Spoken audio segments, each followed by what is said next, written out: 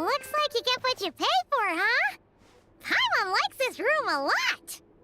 Yeah, much better now that we're out of the cold. Oh, thanks for taking such good care of Paimon. Honestly, she feels kind of bad for throwing a wrench in the works. If this were anywhere else, we'd be out investigating and adventuring by now.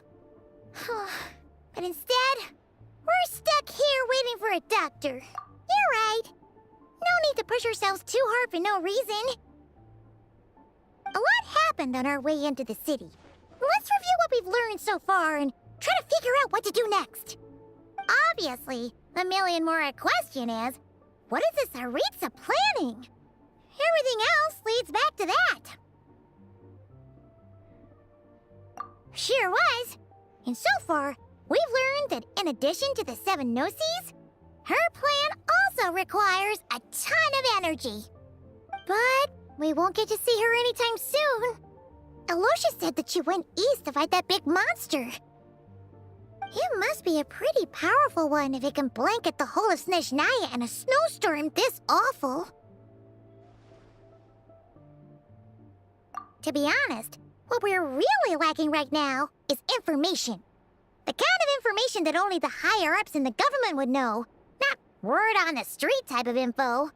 Paimon can think of a few people who might be able to help us, but... Right! And when we left Nagcry, Snezhnaya specifically left a message reminding us which side we're on. So, it's unlikely they'd tell us anything confidential about the Tsaritsa's grand plan. Yeah, fair point. Besides, that Gloop-off place is right nearby. We've got nothing to lose, so it'll be a waste not to go. There's gotta be someone there willing to talk to us, right? Maybe Arlecchino or Sindrone? Or possibly Tartaglia. But it's unlikely we could sweet-talk Arlecchino, let alone Sindrone. She basically told us to stay in her lane already. Yeah, the last time was all the way back in Fontaine, right? Too bad we missed him in Nagcry. Apparently, he came to help out. Hello. Is there a traveler and Paimon in there? That's Alosha! Come in!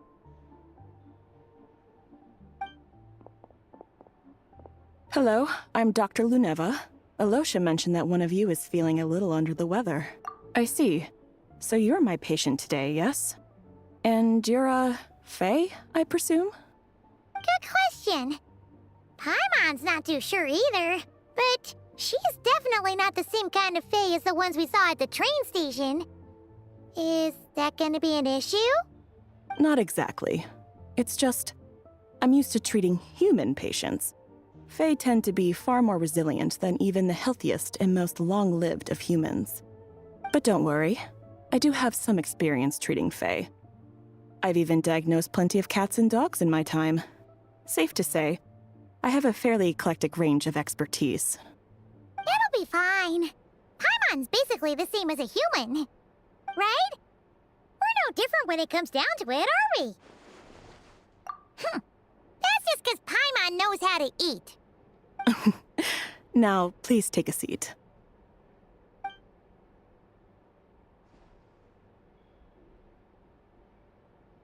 Okay, vital signs are good. Test results are all within normal ranges.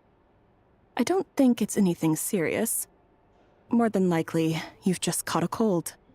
I can give you some medicine to tide you over, but as long as you rest properly for the next couple of days, you should feel better. Make sure to keep an eye on your temperature, though. If you find yourself with a persistent low-grade fever, or if your symptoms don't improve, just contact me again. Sounds like there's no cause for alarm. Thank you, Doctor. You're very welcome. Just doing my job. I'll leave you in peace now. Time to visit my next patients.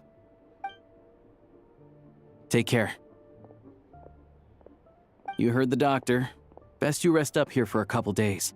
No sightseeing for the time being. All right, then. Guess we've got no choice. Let's just treat it as a short vacation. I have to get back to it. If you need anything else from the doctor or me, go to the Hunter Trade Station in Zolny. The boss there knows how to reach me. Hey, no big deal. You saved my life in the Shadow Realm. This is the least I could do. See you around.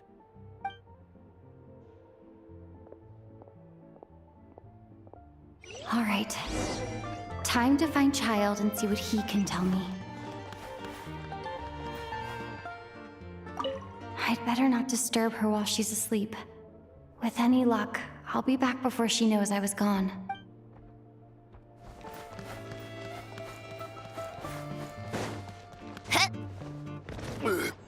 Back in my day.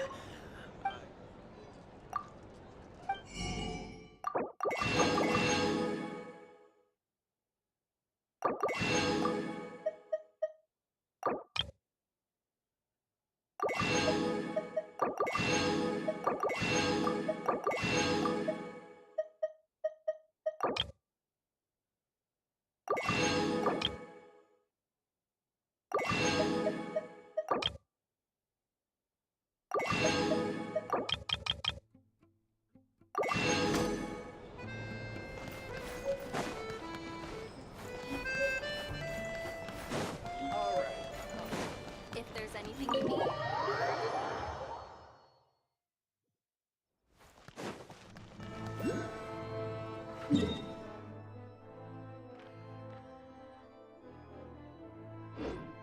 Come on, keep up. Pick up the pace. Pick up the pace. Take a break. Pick up the pace.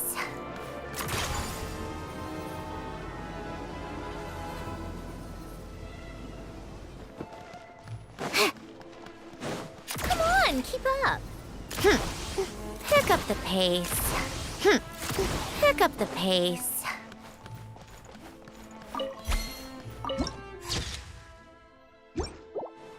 How tiresome.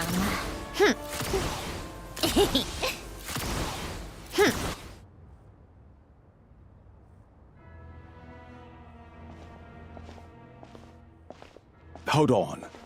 Please display your invitation letter or permit. Glupov does not accept meeting requests without a prior appointment. You'll have to apply per the advertised booking process and wait until your invitation letter is issued. Might I ask who you're hoping to visit? Another one who thinks the rules don't apply to them. I don't understand why people think they can just talk their way in here. You don't just show up and land a meeting with the Harbinger. But I have to go through the motions for protocol's sake. Honestly, it's such a waste of time asking when I already know what the answer's gonna be. Wait a moment. I'll pass on your message. If Child is unavailable, you'll have to go through the proper procedure.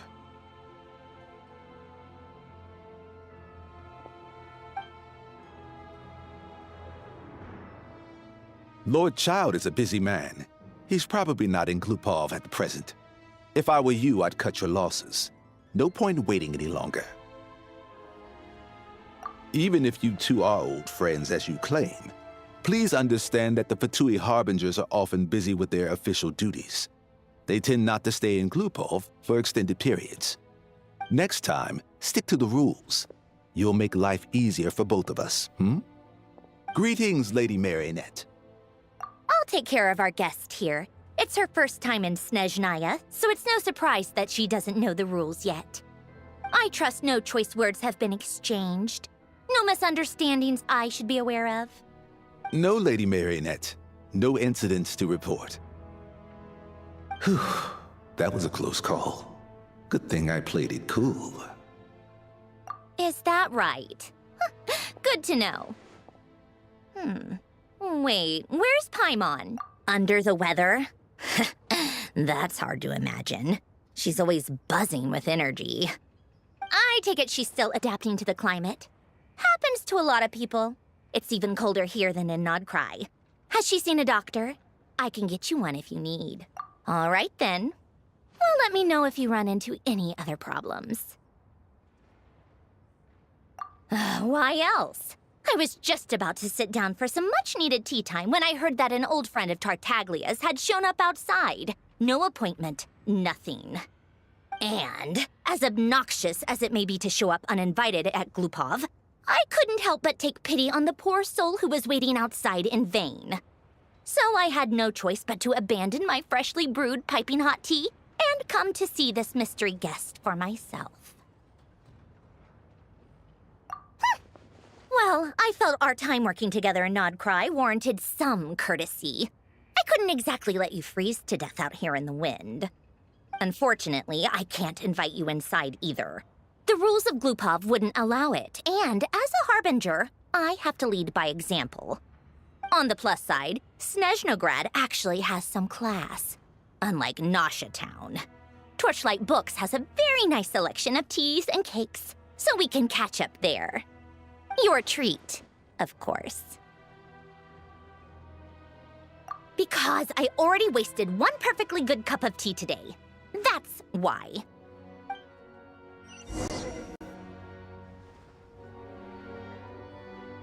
Come on, keep up.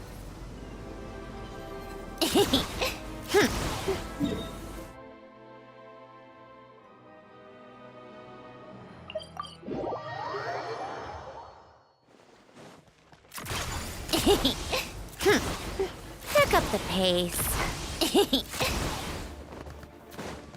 Take a break.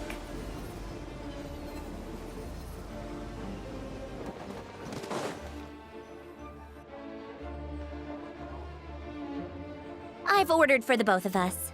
No objections, I assume. I'm sure you trust my taste. Okay, let's get down to business. I'm guessing you don't actually have any urgent business with Tartaglia, per se. You just want information, right? Wanna take a guess? Of course you'd say that. You shouldn't underestimate Counselor Tartaglia, you know. That's right. I'm sure you've heard of the Snezhnograd Vecha by now. Well, he's busy preparing some paperwork for their next meeting. They'll be discussing yet another extension to Project Stuzha. It's basically all anyone cares about in the Vecha these days. Yeah, he's more of the shoot first, ask questions later sort, isn't he? It all started with a very detailed letter that Capitano left for the jester, Piero, before leaving for Natlan. In that letter, he detailed the future arrangements for his subordinates. All of his key people were reassigned to Tartaglia.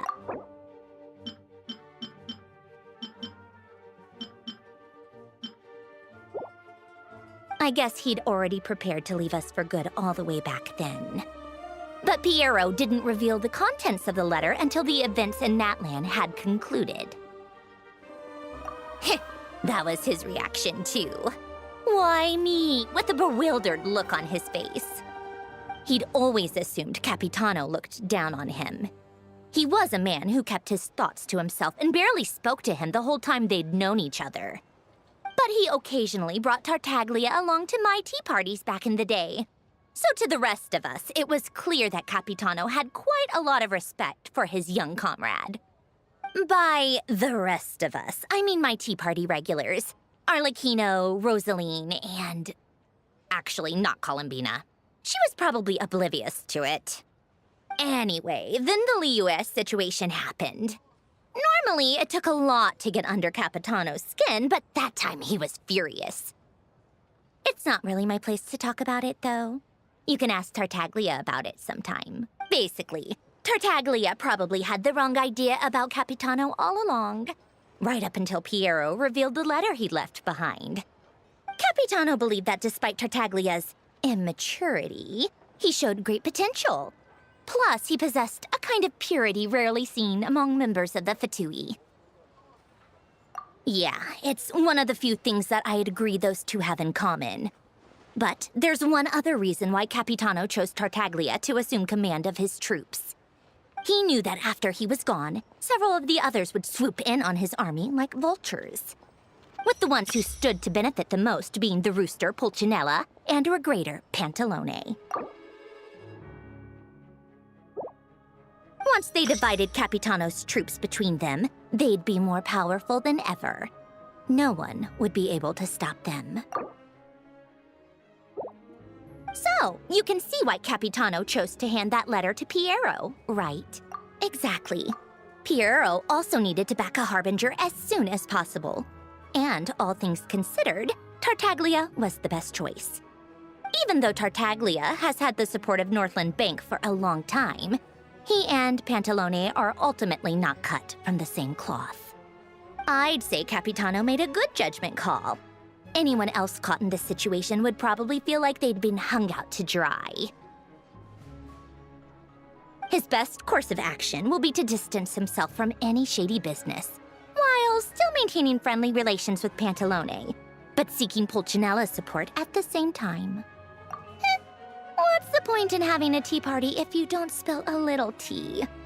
Besides, none of this is confidential anyway. Ask any journalist out there. They'll give you all the lurid details. You'll see it firsthand if you ever sit in on a session of the Snezhnaya Vecha. All the factional strife, whether open or unspoken, it plays out for all to see in that one little room. Having a voice in the Vecha is the only way to steer policies in your favor.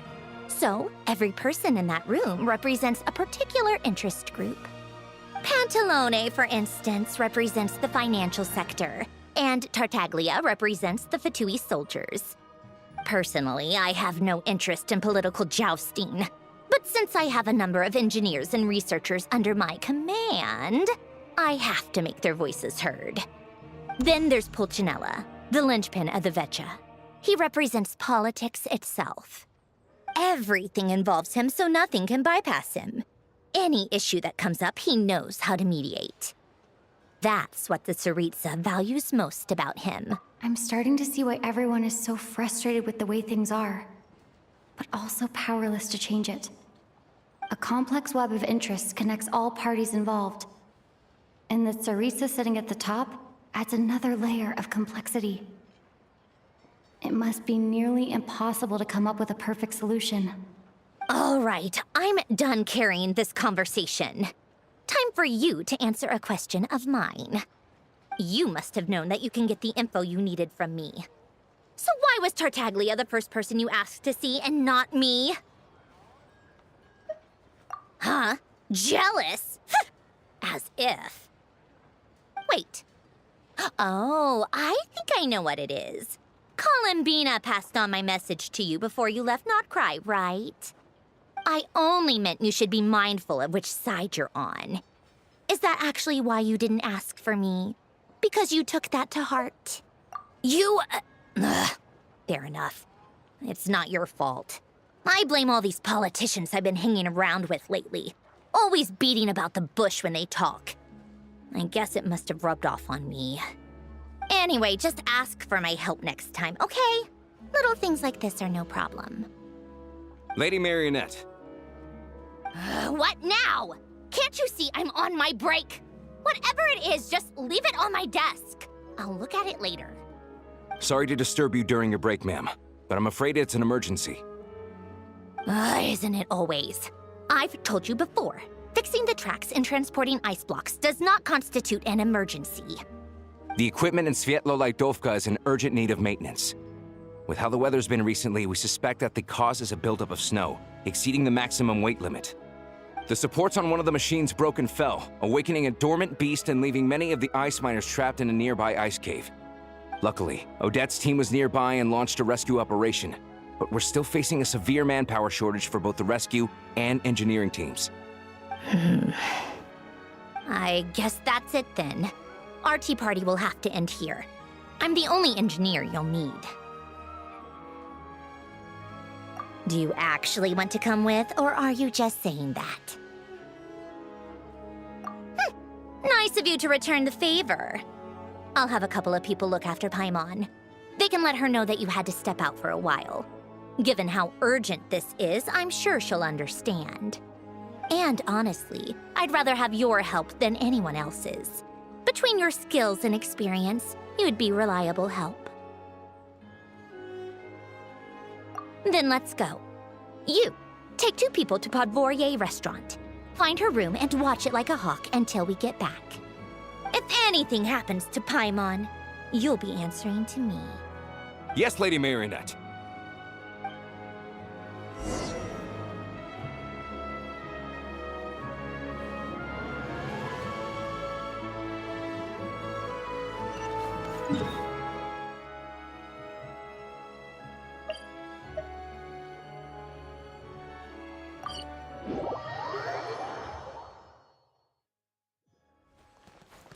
so tiresome.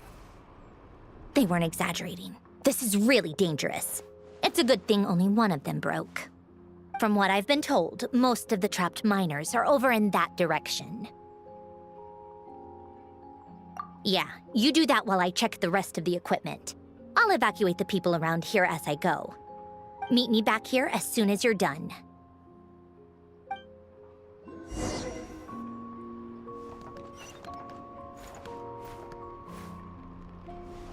Take a break.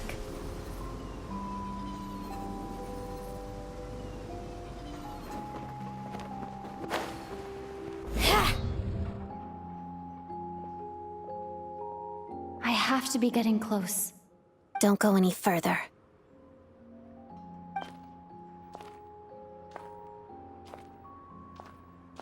It's too dangerous here. There's a highly aggressive monster on the prowl. You need to leave, now. Ah, I see. You're the backup from Snezhnaya. Well, I'm Odette. Good to meet you. Ah, so this is Odette. She was the first member of the Fatui on the scene. There are 5 people trapped in the cave. Monster type is unknown, and so is its location. Let's go. Every second counts.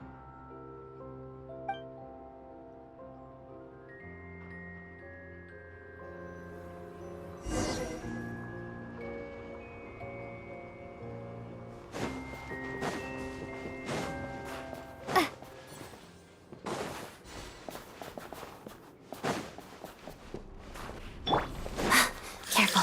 Something's moving.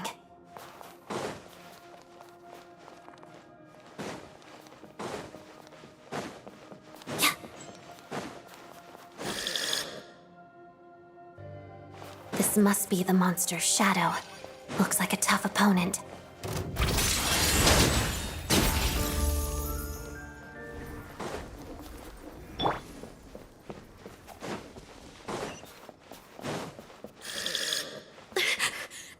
Stay back!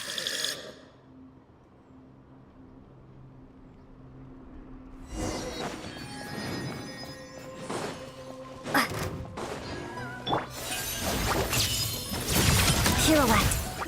Shadow me.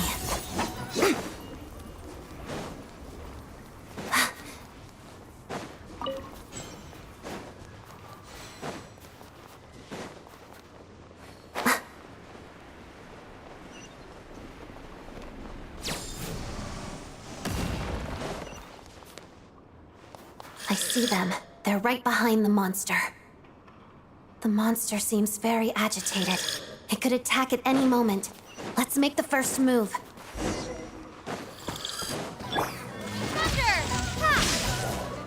Let's begin. Crystalline Adagio.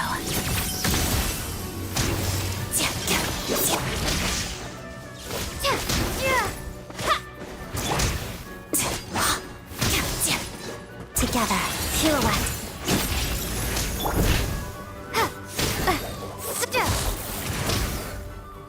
Lightning slash! Thunderclap! Let's begin. A spot that's... Thank you for saving us. We'd have been monster fodder otherwise. Thank you. Thank you. You're welcome. You should be safe now. Follow this route out. She and I will stay behind to watch the rear. Thank you. Come on, let's go. This way.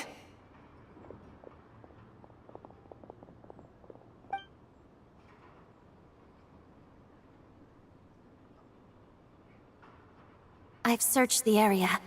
Pretty sure the monster made a tactical retreat. Yeah, but with us here, it won't be coming back anytime soon. It may be small, but don't be fooled. It's a ferocious beast. People are just food in its eyes. It's lucky we got here when we did. The trapped miners have been successfully evacuated. Time for us to leave. Wait, this place... There's... something unusual about it.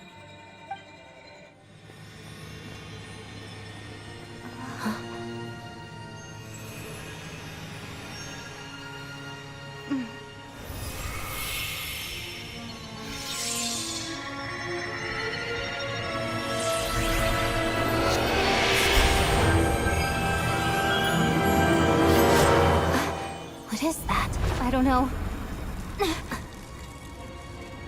It's back? Guess it has family.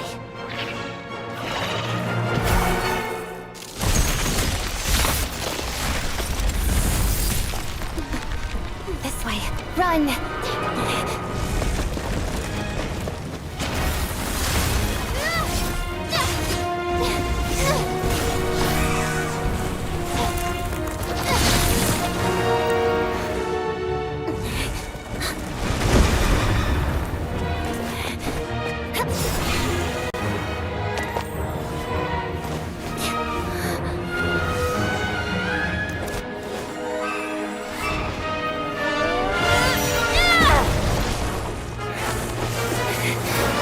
Thanks. Let's get out of here.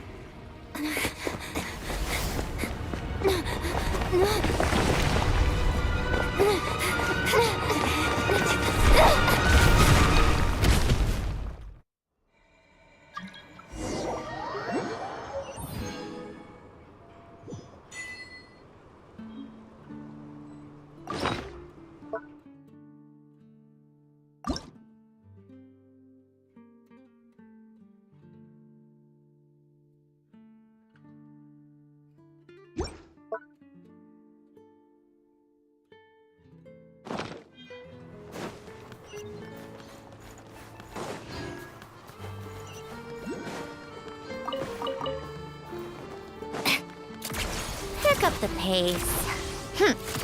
Pick up the pace.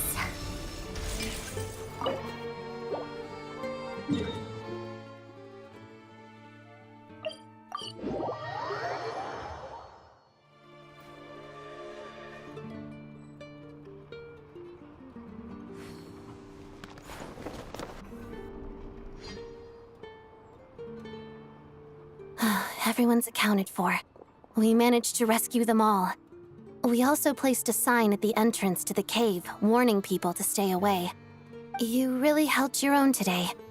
I still don't know your name. Don't think I've seen you before. I'll remember the name. All right then. See you around. Hello, Lady Marionette. I hear the rescue operation was a great success. I knew I could count on you. What brings you here, Odette? Here for a performance? No, a Fatui mission. I happened to be nearby and heard the crash. She hasn't introduced herself then. Odette is the prima ballerina of Snezhnograd. She's quite the celebrity. If you ever hear people mention... they're talking about Odette and the prima donna, Vodianitsa. On top of that, Odette's also a rising Fatui star. It's looking likely she'll inherit the title of the Fair Lady. She learned all her combat skills from Rosaline herself. Used to be one of her most valued subordinates, too. You flatter me, Lady Marionette. If she's Rosaline's protege, that makes me... never mind. There's no need to bring it up. No point making things awkward. How's progress on your end, Lady Marionette? Equally successful. I finished reinforcing all the equipment. Took me a little longer without Polonia's help. But the outcome is the same, of course. Even if the heavy snowfall summoned by that monster lasts for another 3 months straight, this equipment won't give way. All right, now that we're done here, it's time to get out of this blizzard.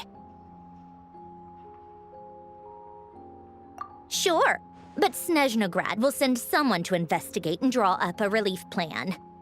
And I guess I'll have to write the incident report myself this time, since it involves a mechanical malfunction. First, Pantalone needs to approve the budget, then Pulcinella has to sign off on the plan. Once they've argued it out and reached a compromise, we can move forward. That's the rough process anyway. Could take anywhere from a couple of weeks to a couple of months, depending on how smoothly it goes.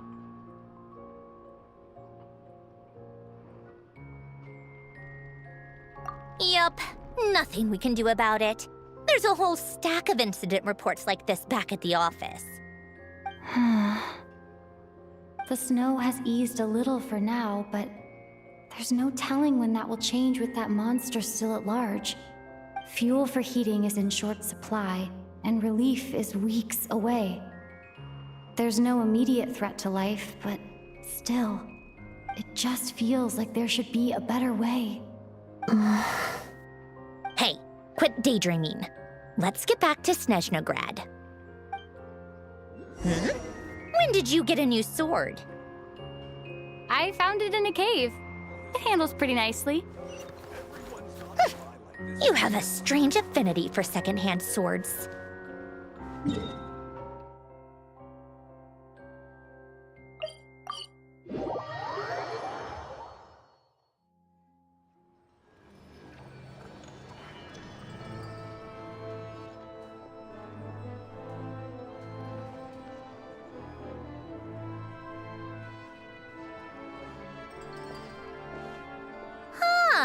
Well, if it isn't Counselor Tartaglia, Mr. Big Shot himself. Go easy on me, all right? I'm still recovering from the interrogation the real big shots put me through. Hey, comrade, it's been too long.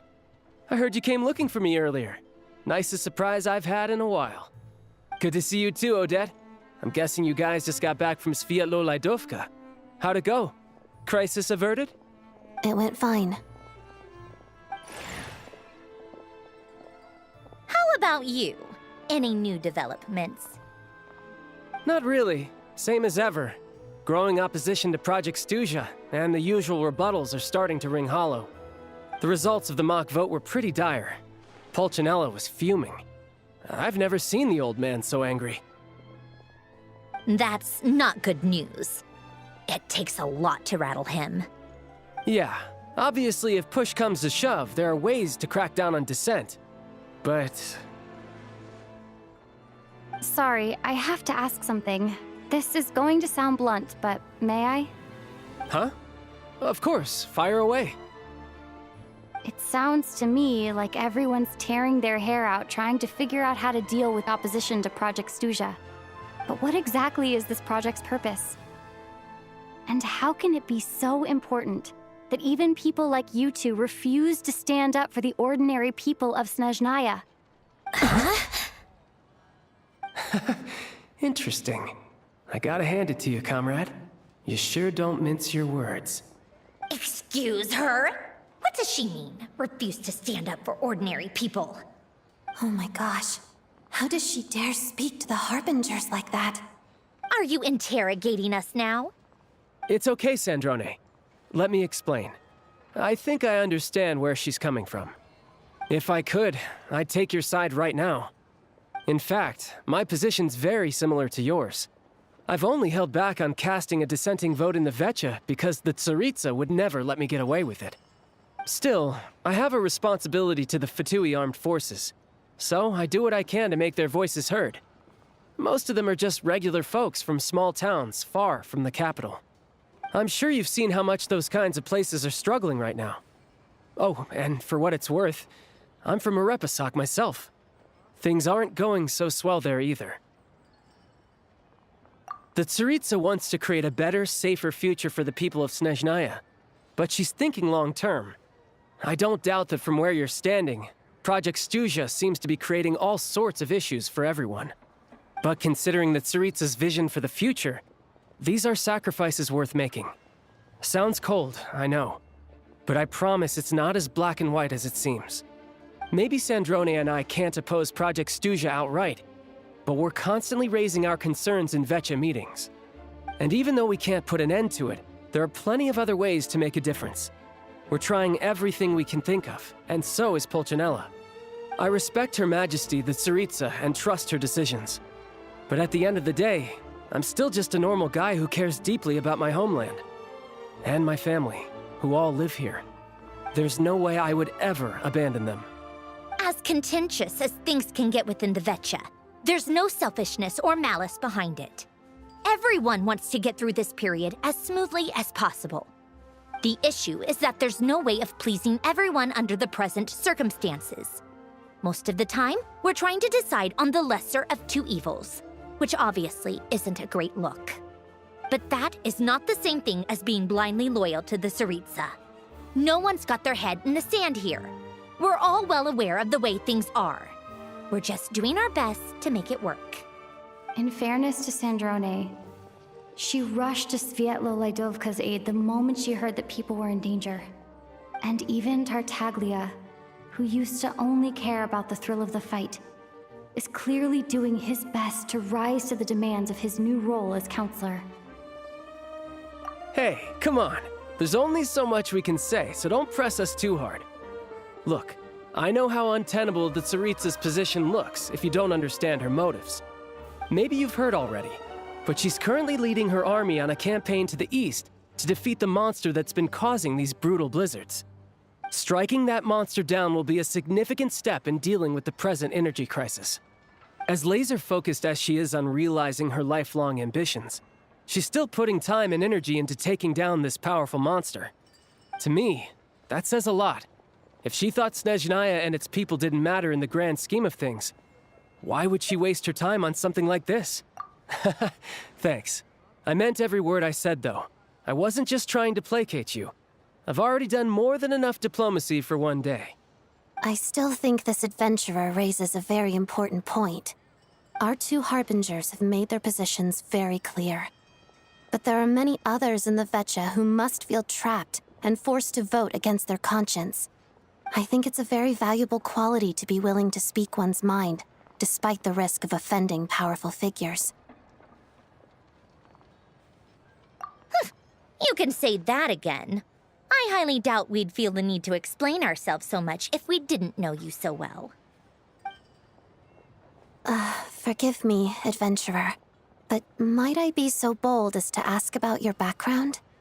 How is it that you can converse so openly with two harbingers? Oh, haven't you been properly introduced? Easier said than done. I like to think I'm not the kind of person who goes around busting open people's old wounds. I've only learned her name so far, and no details of her experiences. Is something wrong?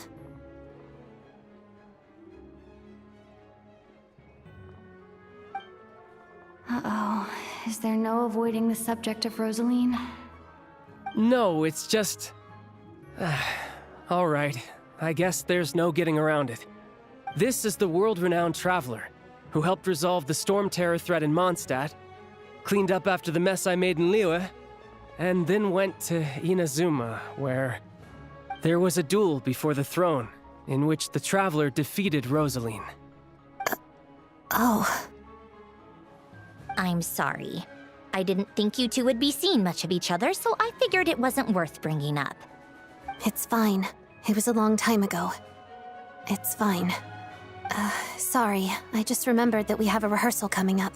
Please excuse me. I should get going.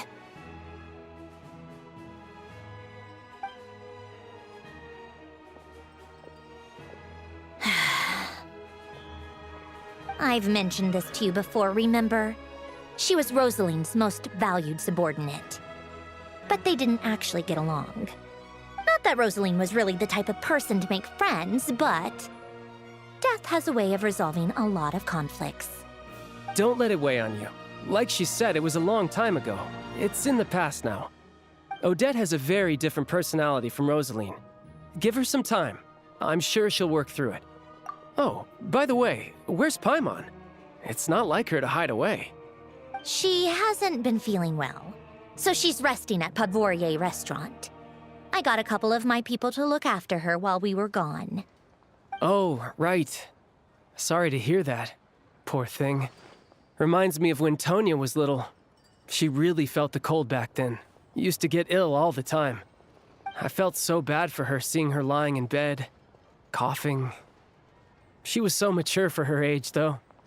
Whenever someone came to visit her, she'd greet them with a smile and would never complain. I'm sure Paimon's a good kid, too. You're a little short on manpower, right? Let me have a couple of my people take over for yours. I'll send my most capable and reliable. They'll make sure Paimon can recover in peace. Well, that would be great. Your people are more qualified. Hey, don't mention it. I'm sure you have things to do. Hopefully this takes a load off your mind. So no more accusing me of not being on your side, all right?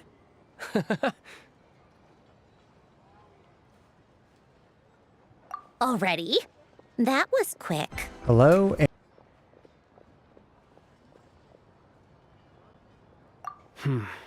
I'm afraid I can't help you there. Our director's recent movements are confidential. Even we're not in the loop. If you hadn't told me, I never would have known he'd gone south. I assumed he'd been in Glupov this whole time.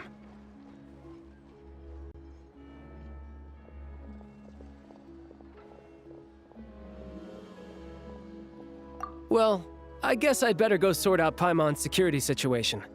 I have some other work to catch up on at Glupov anyway. Me too. I have an incident report to write up. Let's leave it there for now.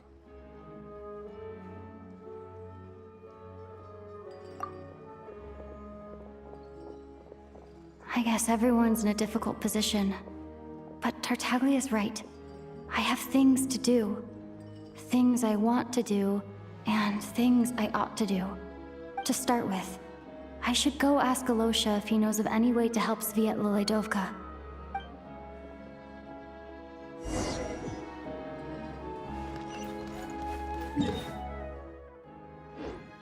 Come on, keep up. Pick up the pace. Pick up the pace. Take a break.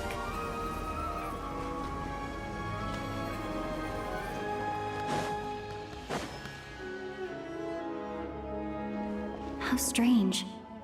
This sword seems to be vibrating of its own accord. It's a very faint vibration, but it's getting stronger as I get closer to the statue of the Seven. Does this sword have some connection to the statue?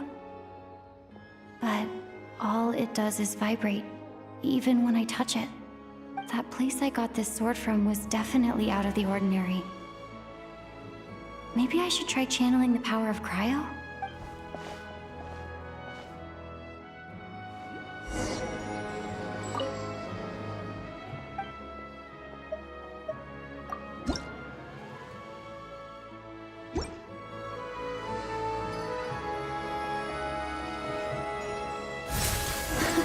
It worked! There really is something special about this sword.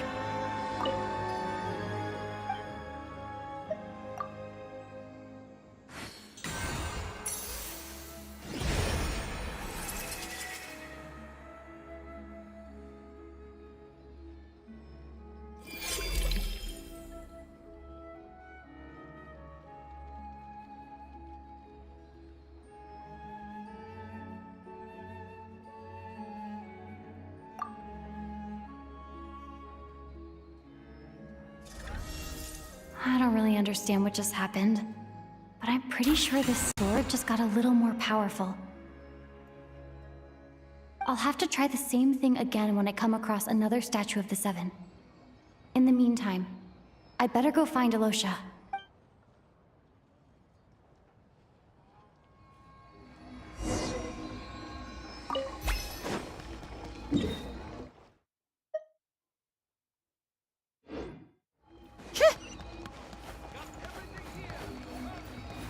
How tiresome.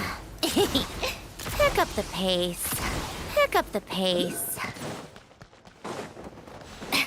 Take a break. Ugh, time for more snow, damselettes.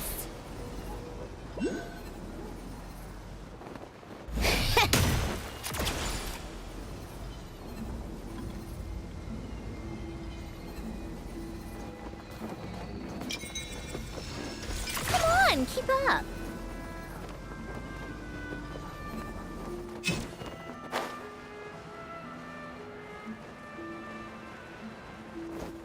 Fancy a drink? The cheap and refreshing kind.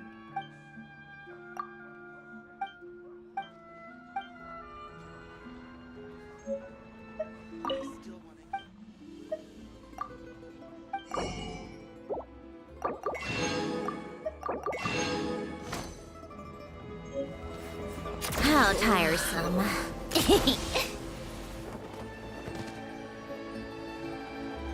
Hello there. How can I help?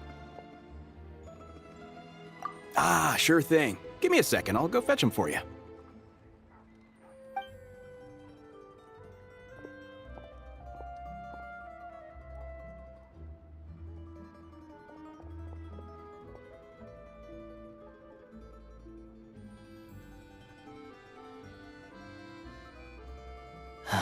It's a familiar story.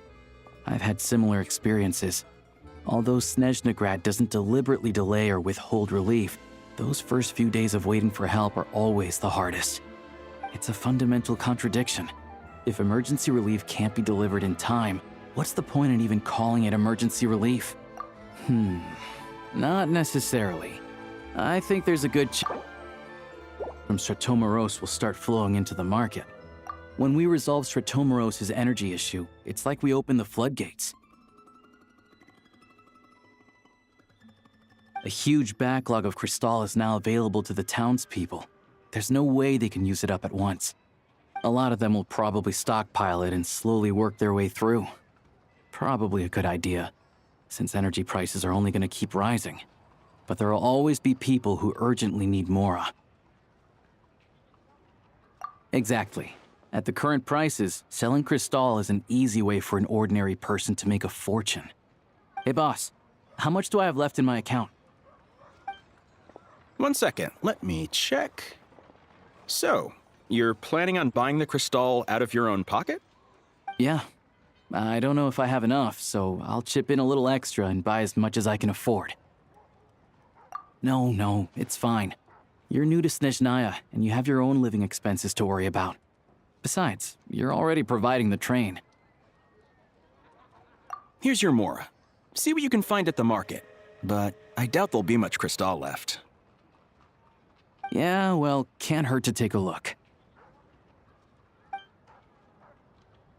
Let's see. Huh?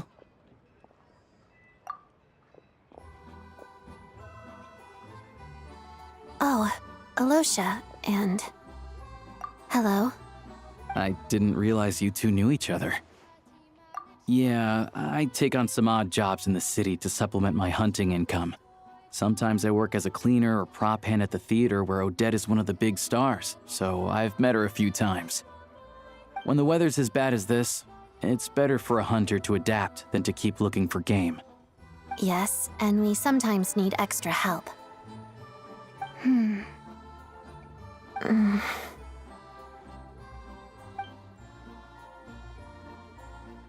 Wait, why is the atmosphere so awkward? I thought things went pretty smoothly in Svietlolaidovka.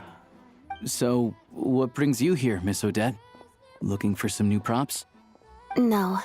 After I got back to the theater, I couldn't stop thinking about the situation in Svietlolaidovka. It bothered me so much I couldn't focus on my dancing. So I decided I'd come here and see if there's anything I can do. You too, I presume. I suppose that's why you're here. I didn't feel comfortable expressing my true opinions in front of the Harbingers. Not least because ordinary Fatui like me don't even know what Project Stuzha is all about. Without knowing the full picture, I can't make sense of it. And at some point, if things aren't making sense to me, I can't just keep going along with it. So many people feel the same way. They wish they could do something, but all kinds of reservations hold them back. Explains why groups like the Rokot are springing up to fill the gap. Yes. Well, that's one option. But there are risks to consider with organizations like that. The Fatui does not encourage their activities. Right, because things can get out of hand, and it's hard to hold the right people accountable when they do. I've heard about a few cases like that. Sandrone said Odette was on track to inherit the title of the Fair Lady. If so, she'll be able to find out what Project Stuzha is really about. Still, it's probably a little soon to ask her about that. There may be more to the story. What's on your mind? I think we can both agree that no matter which side you're on, it can't stop you from doing the right thing. Where there's a will, there's a way. I know what Rosaline did while she was abroad. You made the right decision, so no hard feelings. So, what's your plan? Oh, we were gonna buy some crystal. I heard there's some on the market right now. Funny. I had the same idea. In that case, let me pay. I can claim it back as mission expenses. The real issue here is that government relief is behind schedule. Surely it makes more sense for the state to cover these costs than for us to pay out of our own pockets. True. It's a huge expense after all.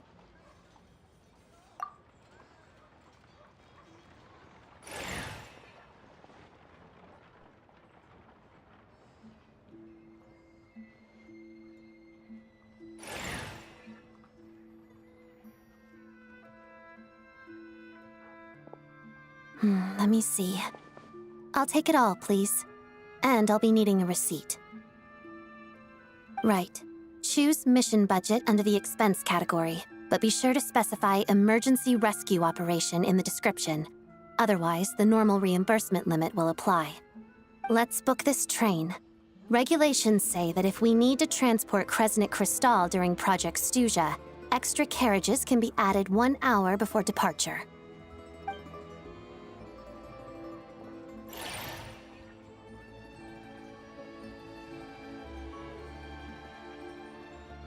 That should do it. The train will be escorted to its destination by Fatui guards. This is my first time seeing you handle Fatui affairs, Miss Odette. It seems you're as skilled an officer as you are a dancer. You flatter me. It's only because I've been doing both my whole life.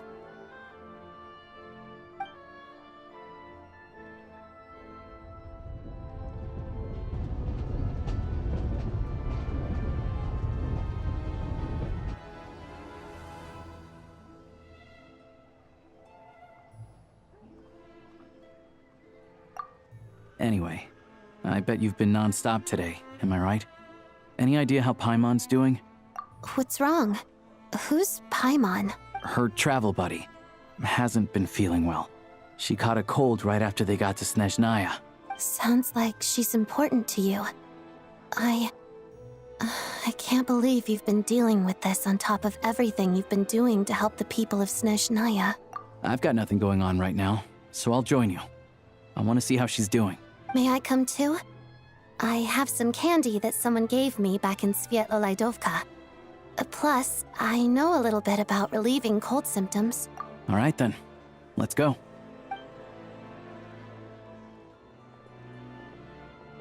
I still don't know what the deal is between these two, but at least the tension seems to have vanished.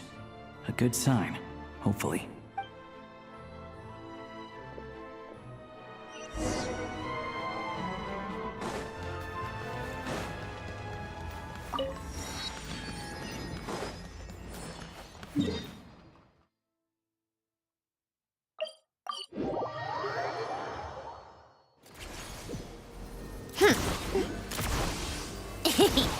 Pick up the pace.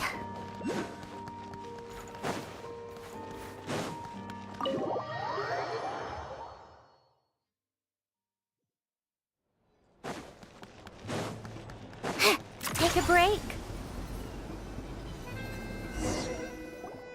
Hello. Sorry, but there's a sick person recovering in this room. Can I help you? What happened? Oh, please, excuse me. Are you the Traveler? Could I take a quick look at your Adventurer Handbook? Master Child said I should verify your identity.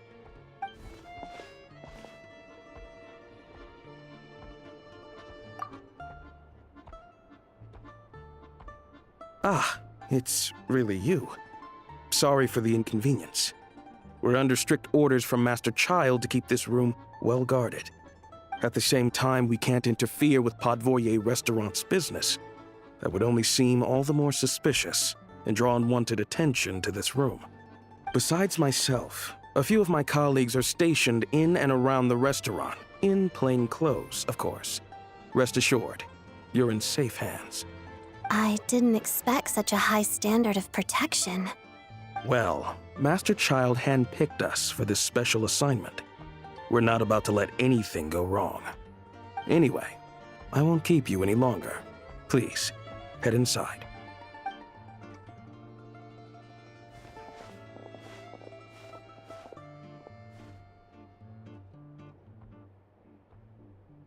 Traveler! Alosha, you're back! Oh, hey! Who's our new friend? Hi, I'm Odette. The Traveler and I crossed paths a few times. Another friend from the Fatui, huh? You're practically a member yourself by this point. Paimon's definitely on the mend. We should be back to our usual travels in a few days' time. Seems like that doctor was right. It's just... Paimon's limbs are still feeling a little chilly. I have just the thing. Whoa! What's this? Is that a flame inside an ice cube? Wait, is this real ice? How's it not melting? And how does the fire keep on burning? All keen observations. You're right. This is called Core Ignis. Whenever I've caught a cold in the past, I found I recover much more quickly if I place this by my bed. You're welcome to borrow it. Awesome! Wow! It's so nice and warm! Oh, it's like magic. Your name was Odette, right? How did you two meet again? Looks like she's in pretty good spirits. That's a relief. Any progress with your investigation yet?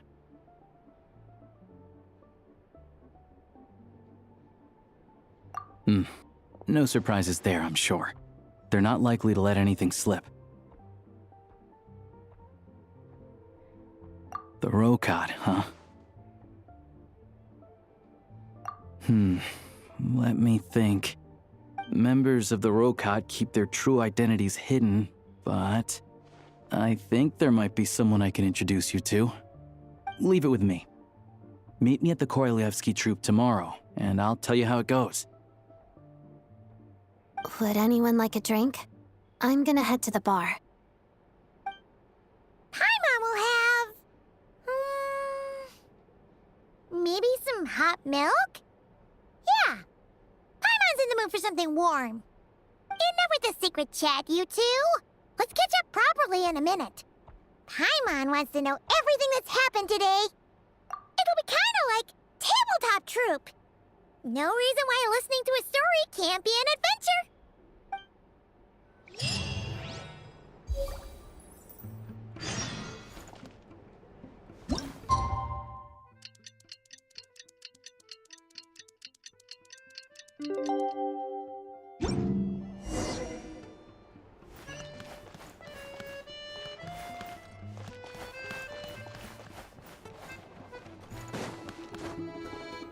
Come on, keep up.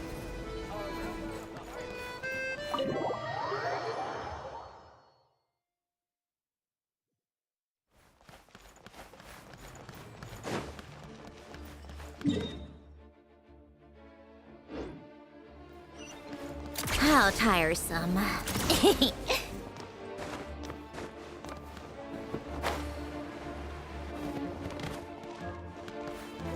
Come on, keep up. Pick up the pace. Pick up the pace.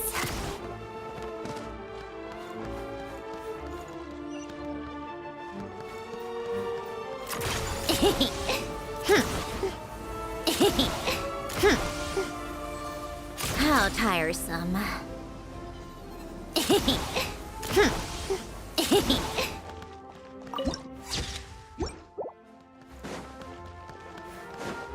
Come on, keep up.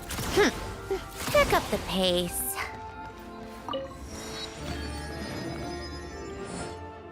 Ah, you made it.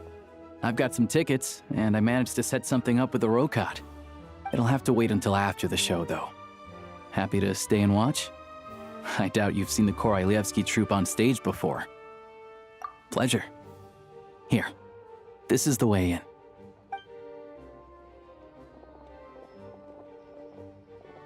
Please present yourself for a routine inspection in accordance with theater regulations. Thank you.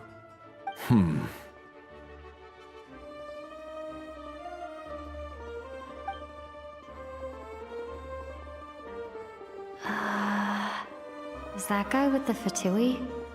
Looks like he's waiting for something. Okay, all done. Thank you for your cooperation. Please proceed through to the theater.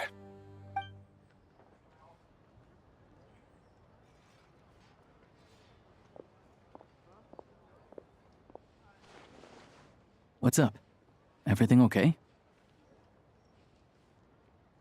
Snezhnaya's business and political leaders are always passing through here, so it makes sense that security's tight. Still, it's a little unusual to see the Fatui's Armory Palace guard here. You saw him, right? The guy right at the back. Strong, silent type. His name's Valeri. He's part of the Special Assignments Battalion, but I only ever see him here for one thing. To look for a guy named Mitya. Supposedly a researcher, though he never seems to put much time in at the office. The theater is one of his favorite places to hang out when he's playing hooky from work. But that's not for us to worry about. Let's go. The show's about to start.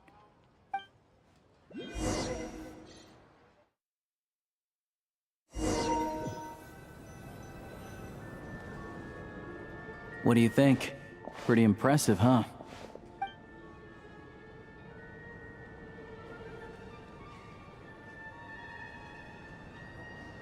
Oh, the one in Fontaine? I hear it's iconic. Never seen it for myself, though. Here we are, just in time. Sorry, coming through.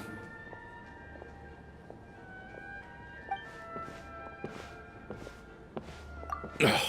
If you're gonna show up late, keep your mouth shut. What's his problem? Whatever. No point arguing with people like that. Look, there she is. That's who I'm introducing you to later. She's the lead singer of the troupe, Vodyanitsa.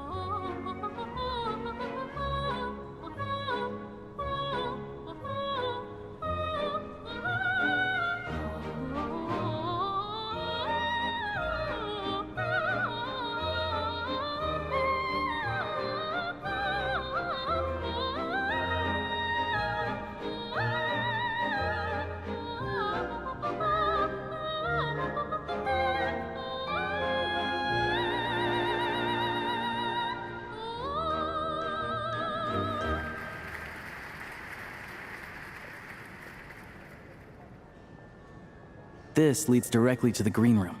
They're expecting us. Vodyanitsa will be waiting for us there.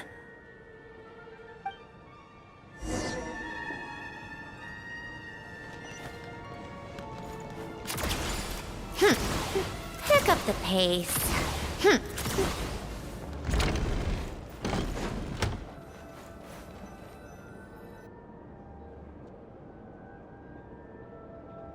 Hey there. Excuse me. Can you believe it? I am so mad right now. Come in. Oh, it's you two.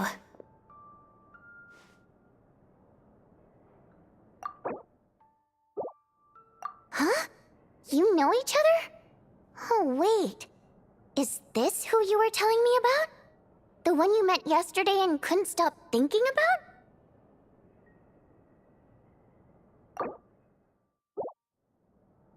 I never said that. Yes, you did. Why are you denying it? It was right before I went on that rant about the moody factory owner. Oh, I remember it so clearly. Might I ask what brings you two here? Oh, I just brought her here to see the show. And when it finished, she was full of praise for Vodyanitsa's performance. So I thought I'd try my luck, see if we could get the chance to chat for a bit. Maybe get an autograph? You work here. You of all people ought to know that's against the rules. It's not what the green room is there for. Oh, what's the big deal? Come on, don't be shy. I can give you an autograph. You can take a picture too if you want. Do as you please. I finished all my shows for the day. I'll leave you to chat.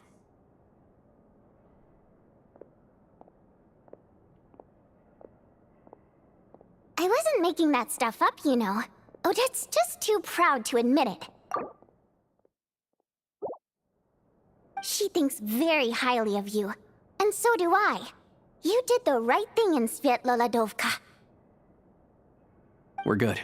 Odette's out of earshot. I'll lock the door. Confidentiality, of course. The Rokot is very strict on that. Whoa, Alosha! Not out loud! Not with an outsider here! Relax, I've taken care of it. Look at this. The President's reply sent this morning. Wait, so she's been approved to join? You told me last night that you wanted to get intel from the Rokot. Unfortunately, Rokot intel is only available to members. But ever since you set foot in Snezhnaya, we've been working together. I've seen the way you work, your character, and your motives. Everything about you is perfectly in alignment with what we're trying to achieve in the Rokot. So I figured I might as well cut to the chase. I wrote a letter to the President explaining your situation, including just the right amount of detail. His approval came very quickly. Of course, it's still your decision whether you want to join or not. We'll respect your choice. Well, assuming Odette was telling the truth and she didn't misjudge you, I guess we don't need to worry about you blowing our cover. Still, you gave me a real fright. I didn't know that's why you came looking for me. So, that stuff you said about admiring my performance, was that just because Odette was here? Did you actually mean it? Now you're talking. That's what I like to hear. Anyway, let me give you a quick rundown of how things work. Like I said, the Rokot is a covert organization, and we hide our identities. Members typically don't meet in person or even know each other's identities. This helps us maintain a high level of independence and secrecy. Because of this, members are basically free to decide their methods without constraints, so long as the outcome of any activity doesn't violate the organization's principles. After all, we don't have any ostensible contact with each other. This way, if anything goes wrong, no one else will be implicated. Beyond the freedom to choose how you operate, it's also your choice whether to act at all. We have plenty of members who have yet to take any action. In short, joining the Rokot in and of itself won't place any restrictions on your activity in Snezhnaya. There's a code of conduct you can read if it interests you. But basically, as long as you don't plan on using your anonymity to go around doing evil, you'll be fine. I tried reading it 5 or 6 times. Never made it all the way through. Even the most lackluster script makes for more interesting reading. Great. Then I'll go grab an official application form. Be right back.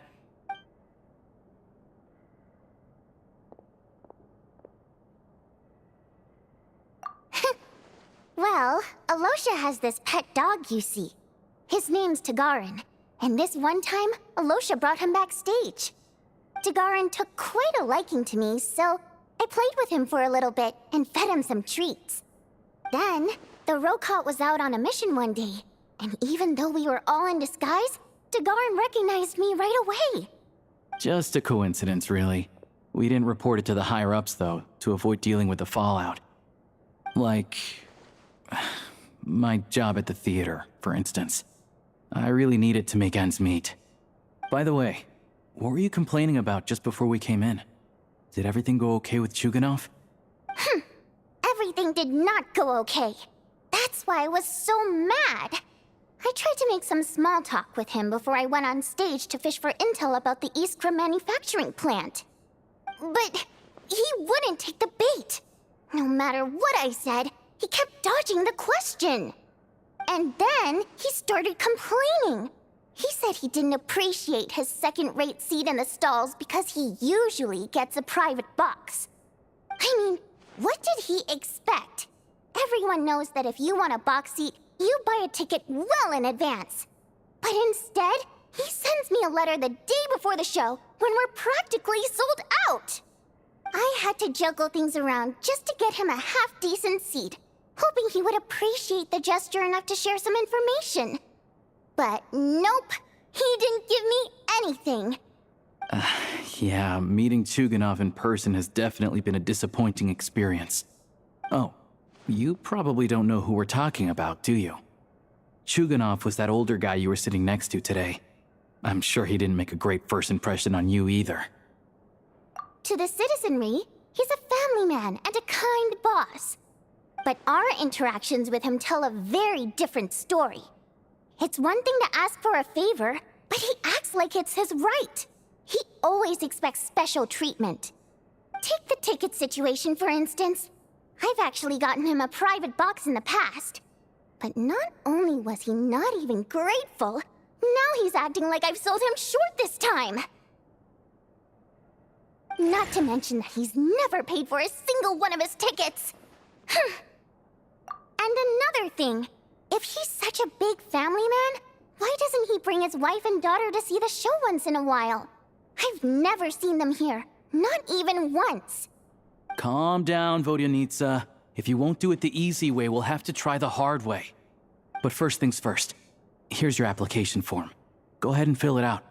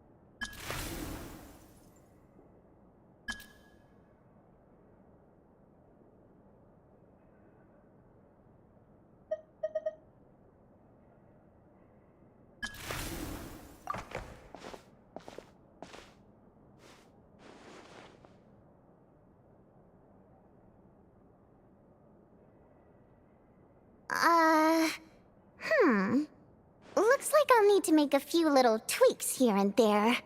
But other than that, you're good to go. We'll hold on to this for you. All right. Now that we're officially Rokart comrades, I can tell you. Chuganov is the target of our current operation. Recently, we've done some recon work at the Iskra manufacturing plant, which pretty much confirmed that their energy consumption is way beyond the legal limit. All we need now is some direct evidence to present to the Vetcha, so we can demand that they shut the plant down. That way, the Kresny Crystal can be allocated to where it's needed most. I was hoping he might let slip during one of our chats, but he's too tight-lipped. We'll have to find another way. I'm meeting another regular theater-goer tonight, Mitya.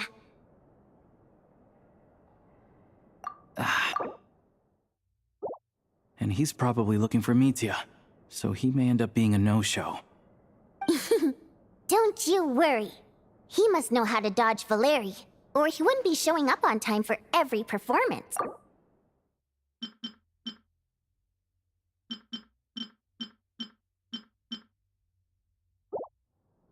Mitya is a renowned energy expert. Although we can't get any direct evidence of the excessive energy consumption at the plant, we can accidentally let the information slip to him. The authorities should take someone like him seriously. So if he starts raising questions about energy use at the Iskra manufacturing plant, there will be a proper investigation. Also, we're not allowed on site, but he has clearance. So all we need is his cooperation. Yeah, so that's the other thing we're trying to figure out. Though I think we're far less likely to make any progress on that front. Still, I hear that Mitya is a bit of a chatterbox. So, who knows? Maybe if we catch him in the right mood, he'll let something slip. What do you think? Sound like something worth your time? Okay, in that case, you guys find a seat somewhere nearby. Pretend you're a couple of buddies there to eat, and keep your ears peeled for useful information. He's a huge fan, so I doubt he'll have his guard up around me. But you two need to be convincing. If he suspects anything at all, he might stop talking. Sure. Don't worry. We'll make a believable pair of buddies. Perfect! You've sold me already. Now, help me tidy this room up a bit before we head out. Okay. What needs tidying? Everything!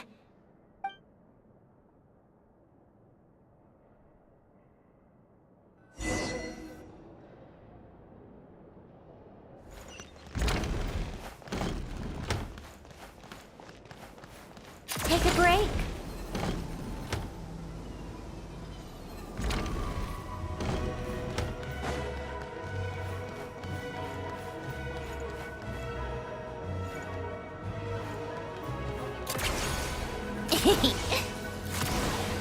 Pick up the pace.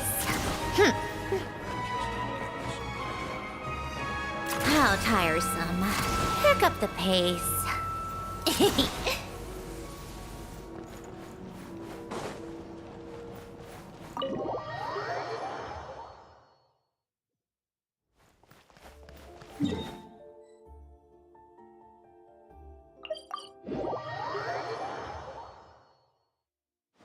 Take a break.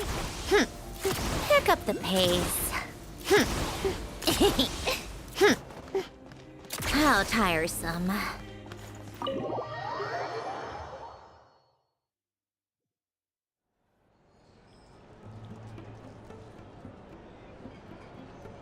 We come here often, so we shouldn't stand out. Let's sit here.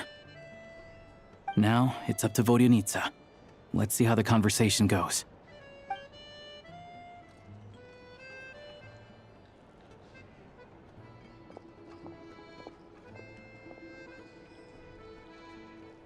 Mr. Mitya! Over here! Over here! Oh, sorry. I got a little held up on my way here. Now we have even less time than we planned.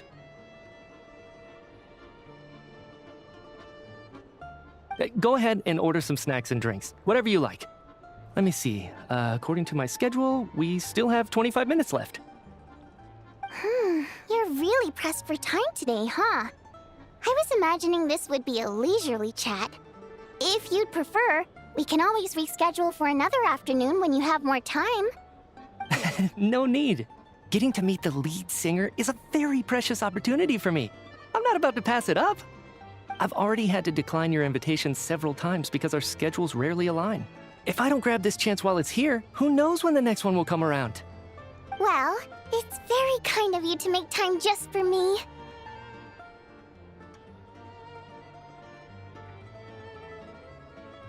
I'm not too sure, to be honest.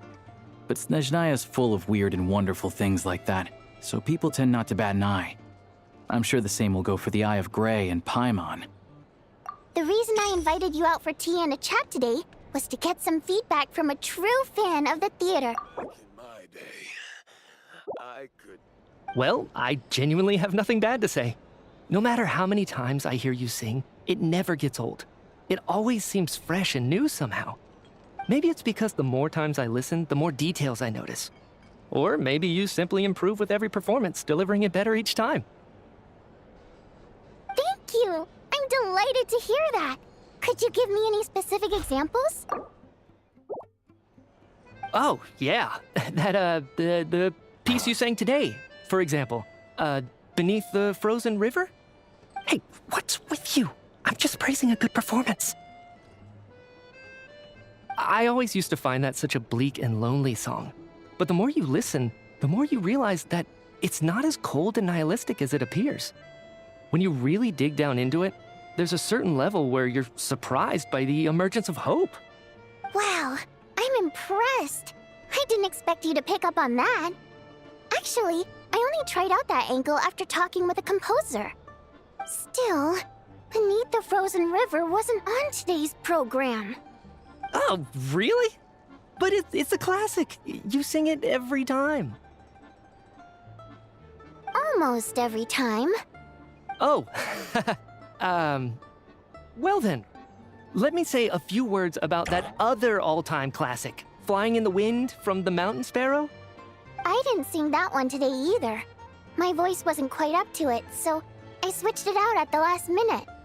Oh, but, Sorry, Mr. Mitya, but you were at the theater today, yes?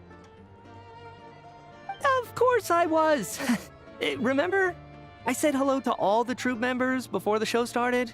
You, Odette, and the others. So what did Odette sing today?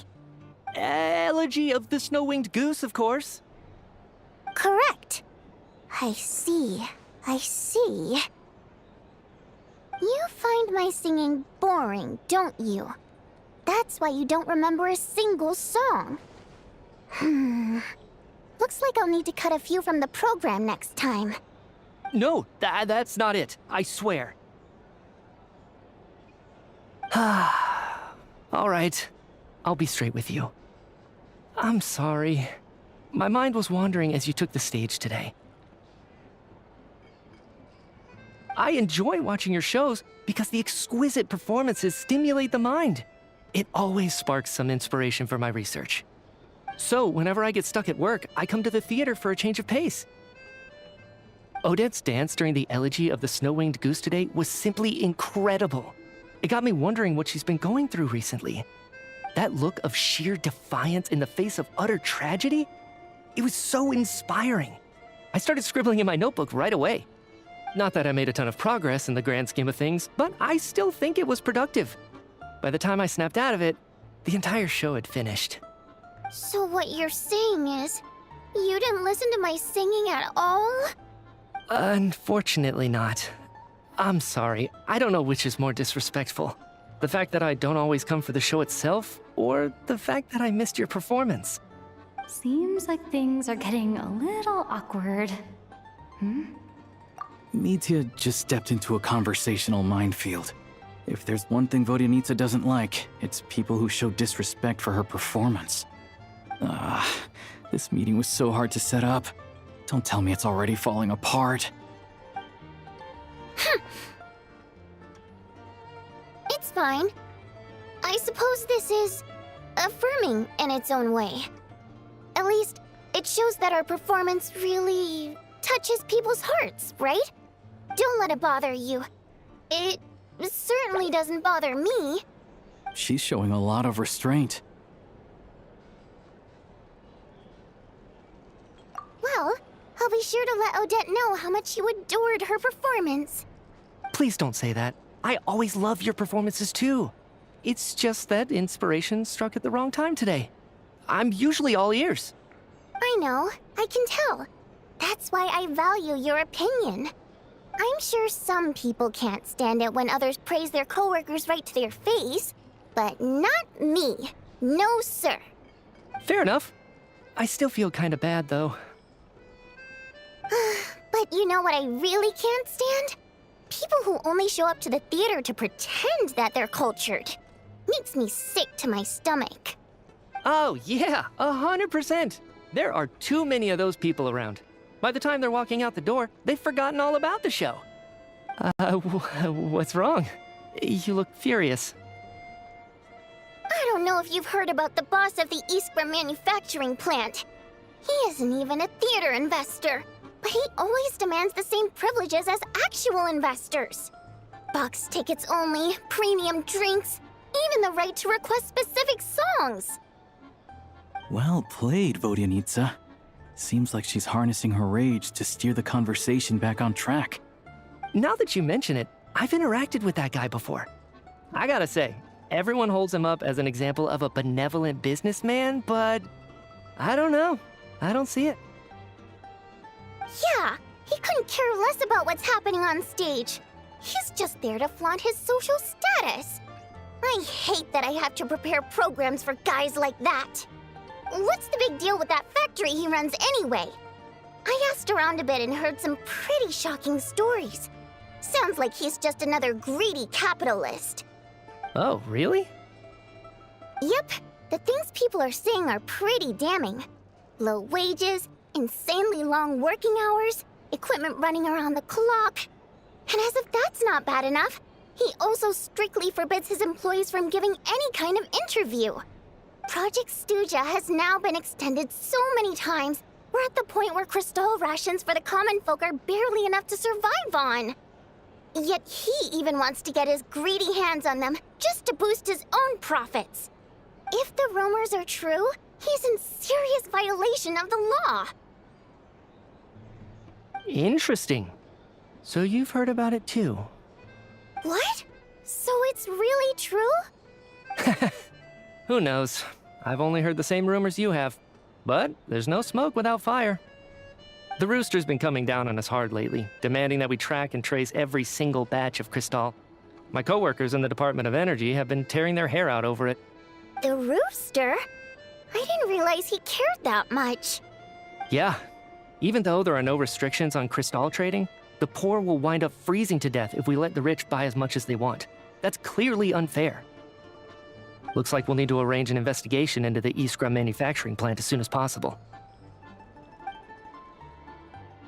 I never knew you kept up with current affairs beyond the theater, Miss Vodyanica. You really have a heart for the common person. Most Fae in your position have long been indifferent to the plight of humans. Well, those of us who choose to live in human cities are naturally going to pay attention to any significant upheaval. Isn't the Rooster a Fae himself? I'm just surprised to learn that even someone with as much experience as him is getting so stressed out over Project Stuja. What is the end goal of this project anyway? This is it. We're finally going there. I'm sure Mitya can sense on some level that she's fishing for information. But since their conversation is so relaxed, he might just let something slip. It's stressing me out too. If I'd only made better progress with my research, things wouldn't have dragged on this long. Oh, so your work is related to Project Stuja? That's right. The Armory Palace needs a brand new energy source. Not the power of the Light Realm, and not elemental energy. Right now, the only thing that meets the requirements is the power contained within stellar linchpins. But harnessing that power is costly. Each step of the process requires enormous amounts of Kresnik crystal, from extraction to quantification to attempts at conversion. Progress has been painfully slow, and the team is getting burned out as time goes by. Sometimes, I see people staring into space as if in a trance. Could it be that this new energy source has side effects? No, it doesn't affect us, because the energy is used for... Okay, I got it. Stop choking me. Sorry, I can't talk about that. I think we're all just exhausted. We've been working ourselves to the bone for so long with so little progress to show for it. It's no wonder people are struggling to stay motivated. Seems like I owe you an apology. I shouldn't have gotten so mad at you for not paying attention during the show. Don't worry about it. I count myself lucky, to be honest. I don't envy the people who work closely with the Tsaritsa herself. I'd much rather be in my current position.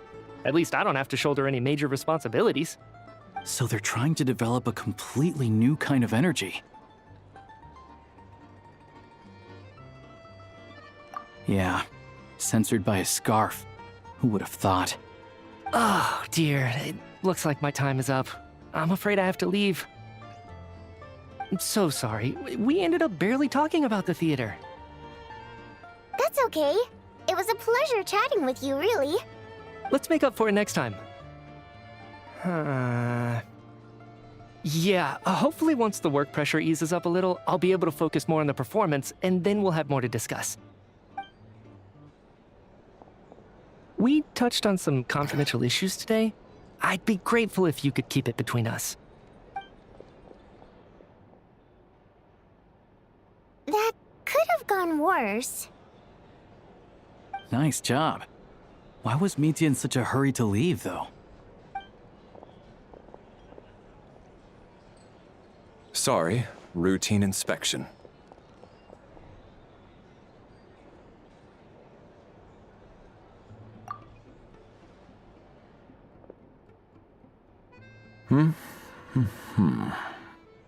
Okay, let's go. So he wasn't rushing to get back to work. He must have calculated that Valeri would find him here in exactly 25 minutes. That's frighteningly accurate. One of the main duties of the Special Assignments Battalion is to ensure that important figures stick to their schedules. All right, time for us to get going too. Excuse me, check please. We'll settle our check too, then. Oh, hello there. Mr. Mitya paid the check before leaving.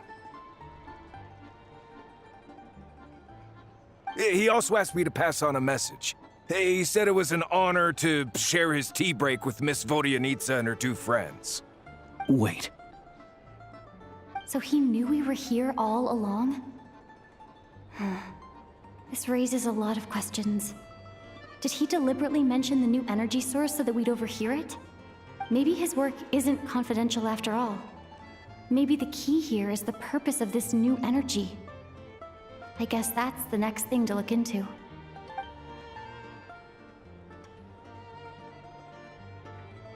Vodyanitsa and Alosha have both left. Time to head back and call it a day.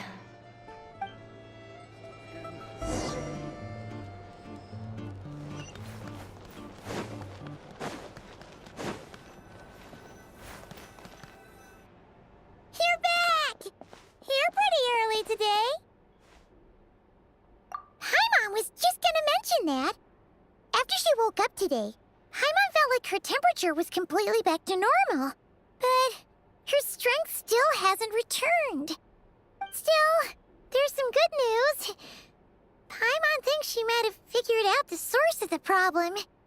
It's like there's some kind of mysterious power affecting Paimon. Paimon's never felt this way before during any of her travels.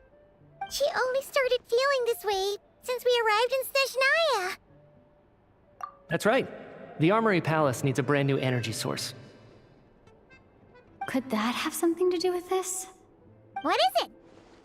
You're making that face again. You know, the one you get whenever you have a light bulb moment?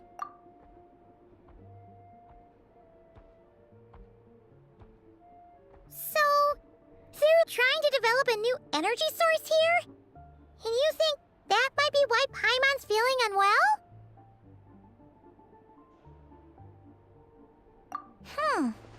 Well, Mitya denied that the energy they're researching has any side effects. Although, he did say that people working on the project have been having issues with their concentration and short-term memory. But even so, those are completely different symptoms from Paimon's.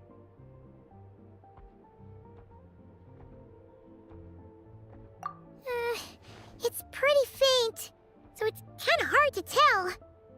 But if anything, it seems like it's coming from roughly the same direction as the Armory Palace. Sure, Paimon's with you there. But how, though? The robot only has a limited amount of intel.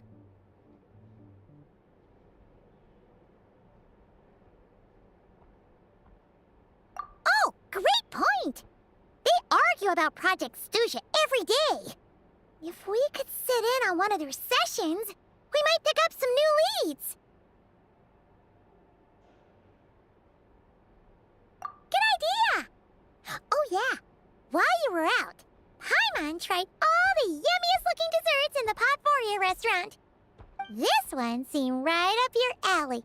So, Paimon saved some for you. Come try it once you finish writing your letter.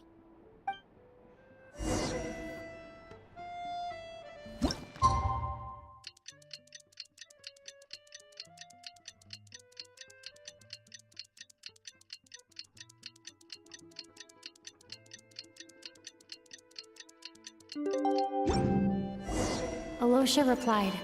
He says that we won't be able to speak at the Vetcha, but he can arrange for us to attend as visitors. Time to get ready. Then head to the Snezhnaya Vecha.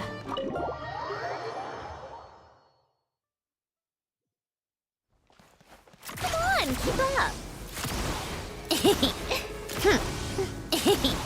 Pick up the pace. Take a break.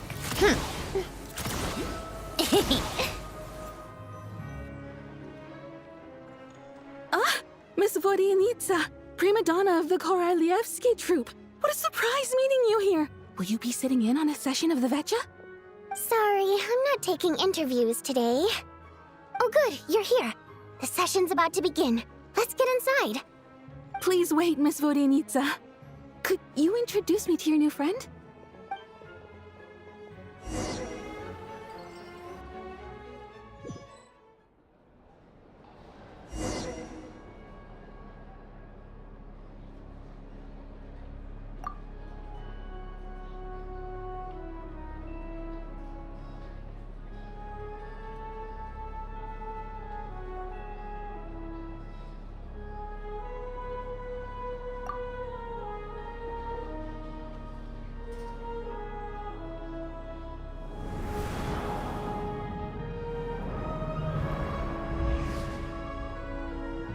In summary, the energy management commitments made for the outgoing period have been delivered upon. Furthermore, both the production and consumption of Kresnik Crystal show clear signs of stabilizing. The relevant agencies have assessed the present circumstances and determined that the status quo can be sustained until the next period. For detailed statistics, I would refer you to the industry reports that have been distributed to all persons present. It should also be noted that while the recent blizzards have led to a significant increase in people's energy expenses, this is strictly a short-term phenomenon associated with a remotely located monster. Her Majesty the Tsaritsa is giving her full attention to this matter. We should have every confidence that it will be dealt with swiftly and conclusively. A financial report on disaster relief is also present in this report, courtesy of Pantalone. They cover the same old ground every single time. The rooster never seems to mind, but everyone else is getting tired of it. There's a general lack of trust. People aren't seeing any tangible benefits that affect them directly. Of course, none of that will be reflected in any of the reports on the table. Yeah, if it weren't for these hard copy documents, I could have at least made something up. Oh, don't mind me. I'm just out here trying to hit my interview quotas. Bring out the kvass. Ever read it? Best-selling newspaper in town. If I remember correctly, you guys don't even have a sales permit. You have to sell from stalls on the street. Okay then, best-selling street stall newspaper in town. Still counts.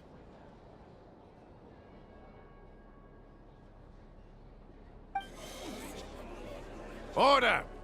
We will now open the floor to the representatives.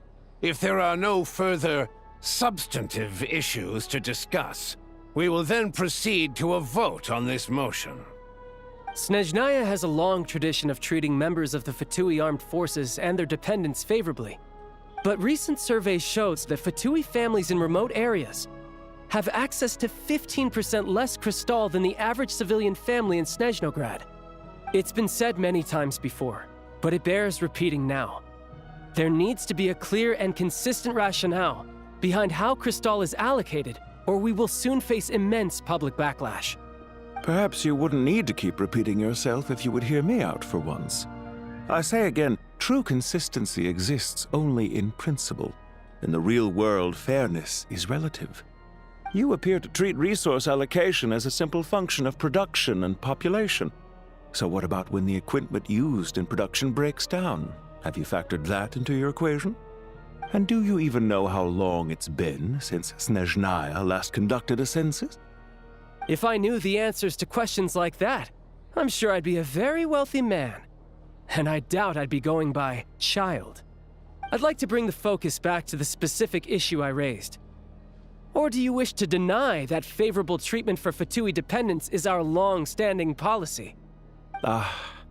It's easy to be a critic when there's no accountability.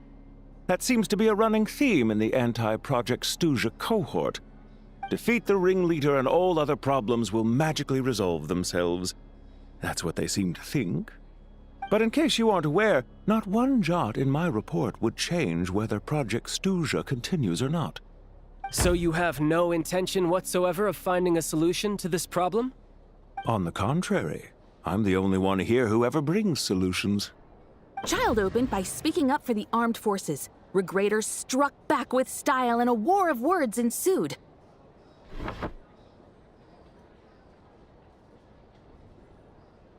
Our reporter was live on the scene to get the audience's reaction as it all unfolded.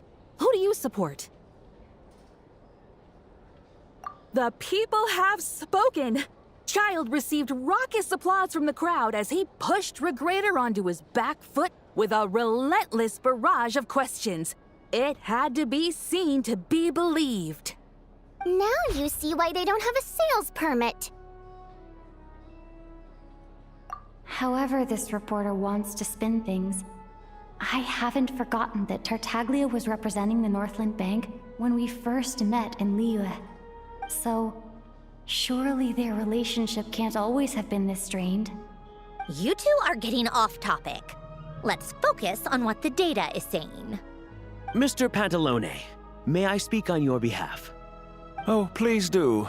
I'm more than happy to save my breath. Crystal distribution policy undergoes modifications with each new period. The ultimate goal being to find the most reasonable method of allocation, which I believe is what Mr. Tartaglia also seeks. But I fear many may have been misled on this topic by extremist activists. To clarify, Project Stuja is not the root cause of the problem. It is merely a framework for resource distribution. The most recent reports all point to Snezhnaya's resilience and adaptability during this period of fine-tuning, and give clear indications that a distribution framework is improving with each iteration. To make drastic adjustments without first considering the risks would likely do more harm than good. It would be a waste of the hard-won experience we've gained to date. Renowned scholar of finance, Arapov spoke up to clarify the fiscal logic, clearly alluding to social organizations like the Rokot in his words. With the notorious Lelex still active to this day, should the Rokot be held responsible? No, there is someone else to blame. She's just rephrasing what Mr. Pantalone said. The Rokot are the critics he accuses of taking no responsibility for their actions. As for Lilik, you won't have heard of him yet. He's currently the most famous member of the Rokot. Well, more like infamous. Ending Project Stuja has become an obsession for him. Unlike the more decent ones among us, he believes that votes in the Vetcha are all that matter. So whether it's threats, coercion, or bribery, he'll use whatever means necessary to get people to change their vote. And since we're already on the subject, what do you think of Lelek's methods? Are you for or against? Well, whatever the story is, his actions benefit us all. We stand with Lelek. At least someone here wants to take this discussion seriously. I've been considering that issue myself. What you really need is more precise regional data, right? I think it would be easiest to let the Fatui handle it, since they're already in charge of Crystal shipments anyway. We may as well get them to collect some data while they're at it. Whatever you need, you can ask the Fatui to look into it for you. In terms of supervision, I think the Druzhna would be a good fit. I had hoped to discuss this with Miss Vesna, but sadly, she's not present. I will be happy to take a note of your suggestions and present them to Commander Vesna for a decision upon her return. The Commander has always taken a keen interest in Project Stuja. However, given the Druzhna's demanding workload, I'm afraid it may prove difficult for them to provide any practical support. Let us refrain from jumping to conclusions until a concrete and actionable plan is in place. My apologies, Lord Rooster. There are numerous issues to address here, including manpower, time sensitivity, and reporting lines. Nevertheless, I support drafting a proposal. Follow the usual procedure, and it can be raised as a new motion for all parties to evaluate at the appropriate time. In that case, I'd like to share one thought before the proposal is drafted. The issue of time sensitivity was raised just now, which I presume relates to the official reports. In fact, the Energy Commission already collects regular statistics on each urban center and its surrounding area. Would these be of any use? That's a good idea. I read every issue of Svietlolaidovka's report, and although my focus is mostly on the section about equipment operation, the energy consumption statistics also yield a lot of insights. Be that as it may, does no one see an issue with using local data to determine crystal quotas? In the long term, it seems like a very risky solution. Not if they are used purely for reference. So long as we have the report from the Northland Bank's headquarters to corroborate it, no one will be able to fool me. Very well, then. It appears that this arrangement is acceptable to all parties. Yeah, sounds good to me. The members reached a provisional consensus on the issue of improving treatment for Fatui soldiers.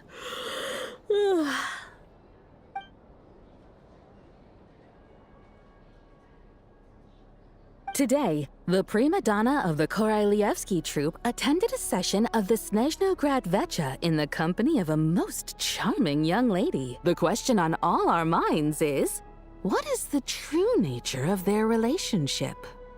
Write anything like that again, and I'm revoking your permission to interview the troupe. Got it?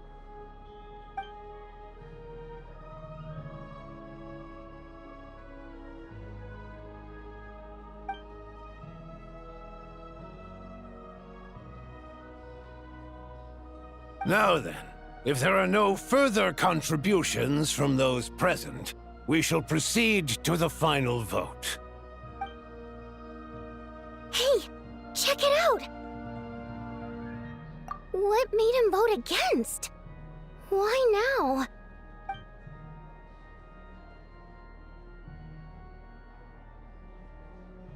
The votes have been tallied. Those in favor of continuing Project Stuzha total 61%, securing a clear majority. That was too close. The margin has shrunk yet again. Chuganov was a huge loss. I'll bet Lelik is behind this. I wonder how Pulcinella will respond this time. Chuganov. I see. Lelik strikes again. Yes. Go, Lelik. Once Project Stuzha is defeated, our unwavering support at Bring Out the Kvass will finally pay off when we make our comeback. I can taste our victory already! In accordance with the result of this vote, Project Stuzha will remain in effect until the next Vecha period. Finally, may I remind us all, we debate only for the greater glory and solidarity of our nation. May the aurora shine ever on, and the tundra always stand firm. The session is concluded.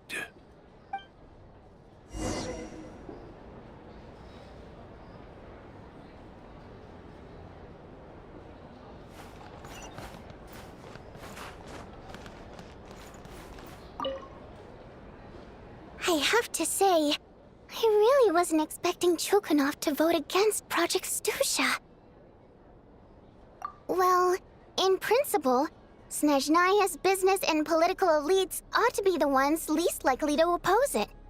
As we heard, Project Stuzha is basically just a resource distribution framework that requires everyone to cut back during the winter. But even if the policy got cancelled, the Tsaritsa's energy needs wouldn't suddenly go down. The extra demand from the public would have to be filled from somewhere. So logically, the factories would have to take the hit.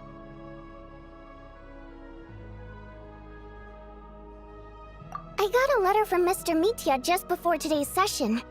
He said he's confirmed that there are issues around overtime and excessive energy consumption at the Iskra manufacturing plant. In a situation like this, once the Rooster receives the report, he'll order the factory to halt production and submit to an investigation before issuing a penalty. But that's a week-long process, and thus didn't make it onto the Vetcha agenda this time. I don't think he suspects anything so far. Exactly. And as you know, he's a very selfish person. I was originally gonna try and flip him after he received notice of the official sanctions. My plan was to convince him that the whole thing was completely unfair. Rather than just sit back and take the hit while his factory stopped production, he'd be better off voting to end Project Snezhnaya. At least that way, no one else would be able to make any money either, because all the factories would suddenly have more limited energy to work with. But now, he's already voted against it, which means someone must have used more forceful means to change his vote, just like with everyone else who flipped. Yeah, no one knows why Lilac is so obsessed with ending Project Snezhnaya, but by the looks of it, he's inching closer and closer to success. Lilac must have strong motivations, given how he'll stop at nothing to achieve his goal. Maybe he knows the full truth of Project Snezhnaya. Maybe my next step should be to focus on him. Oh, right. What are your plans for the rest of the day? Shall we head out? Hey, comrade. I noticed you were here during the debate. I didn't take you for a political enthusiast. Greetings, Harbingers. I just happened to have some free time today, and my new friend here thought it might be fun to check out the Vetcha. Ah, Odette must have introduced you. Looks like you two are getting along pretty well. I'll leave you to catch up. I should head back to the troop. Sure. Break a leg and all that.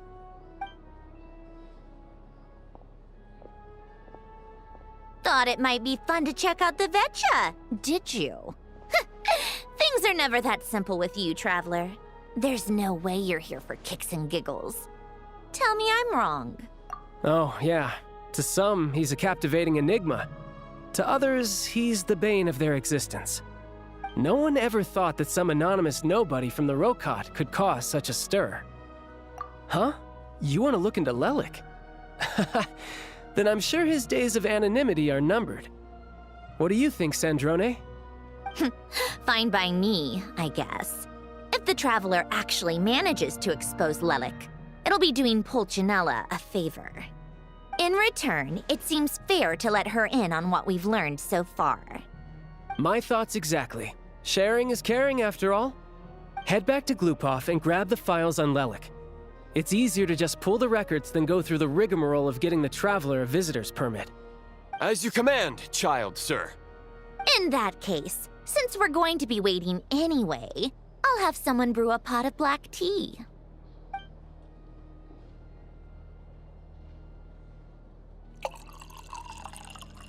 One common thread among the many incidents Lelik has been involved in is that the victims are all too scared to share any real information about him. Clearly, he must have threatened them in some way. His modus operandi is to silently infiltrate the scene and leave a threatening letter behind. But neither the letters nor the crime scenes ever yield any clues to his identity. So all these files have to offer are short statements by the people affected. They don't give us a lot to go on. If nothing else, it shows we're dealing with a trained professional who's versed in counter-surveillance. Yes, and to that point, he often strikes in highly secure locations. The victims are high-ranking and influential people who take their personal security very seriously. Somehow, Lelik slips right into their rooms without making a sound. There's never any eyewitnesses, nor the slightest trace of a break-in. If he can get in and out undetected, it means he can strike without warning. Not that that's ever happened so far, but the thought is enough to scare these people sleepless. It's hard to believe that a human being could pull this off flawlessly every time, so they switched the focus of the investigation to Faye. Unfortunately, no one's found anything yet. Careful, don't underestimate me. Although truth be told, I'd probably find it hard not to blow my cover. Direct confrontation is more my style. We haven't ruled out the possibility of Lelik being human. It's just, there can only be a handful of people in all of Teyvat who'd fit the profile. Faye, on the other hand, plenty would have the ability, but few would have the motive. No, not as strong as me. You'll never find the culprit with criteria like that. Let's go with a little weaker than me. There's no denying that Master is strong, but meticulous. We can only hope. She's just trying to find a reference point. Stop getting fixated on who's stronger than who. But that's the most important thing. In my opinion, anyway.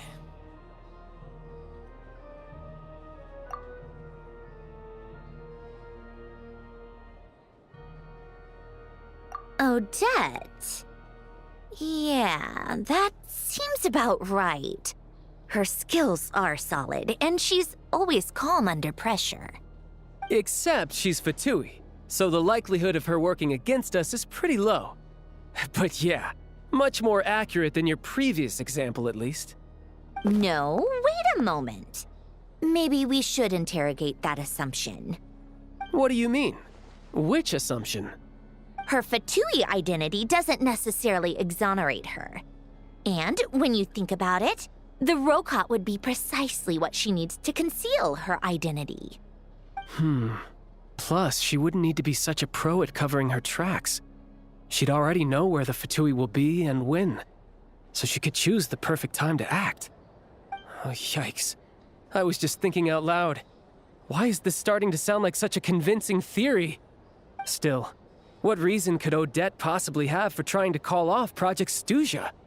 Arlecchino would be the best person to ask. She knows Odette best. Unfortunately, she isn't back yet. Rosaline used to open up to her in private about her struggles with Odette. As I'm sure you can imagine, Arlecchino is quite a lot better with children than Rosaline was. She gave her some tips on how to handle the situation, and Rosaline managed to reach a settlement with Odette before leaving. So I suppose there were at least no lifelong regrets left behind. Beyond that, I don't know the details about that side of things. But I do know that Odette definitely has a motive to hold a grudge against Project Snezhnaya. The reason being, her father passed away during the early stages of the project. That was back before it had been named Project Snezhnaya, when things were still being worked out. But in essence, it's remained the same ever since. Huh. The more you know.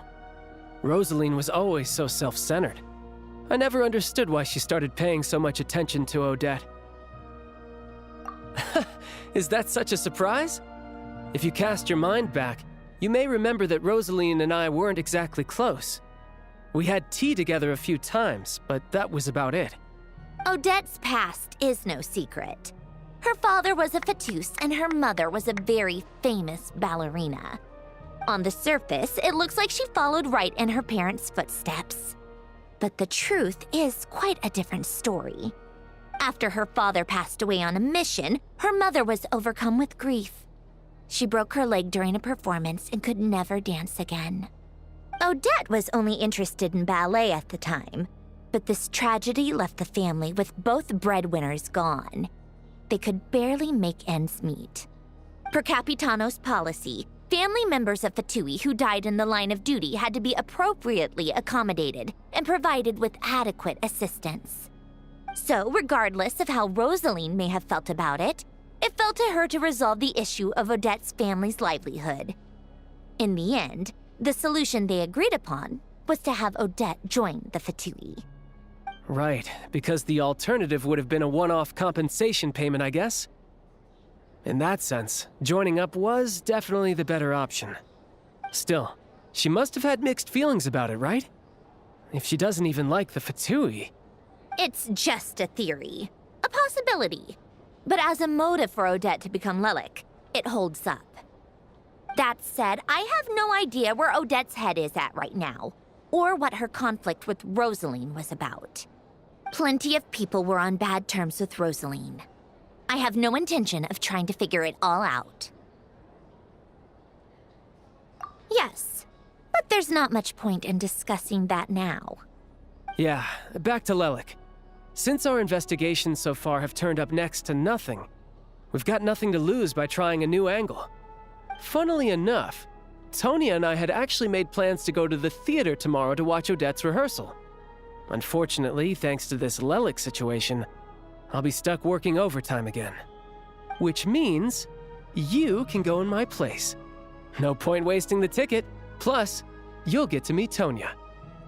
Spirit Seeker. Quite the classic ballet. It was passed down through Odette's mother's family for generations, though it hasn't been performed in years. But Odette's been practicing it diligently, and it's finally ready for a return to the stage.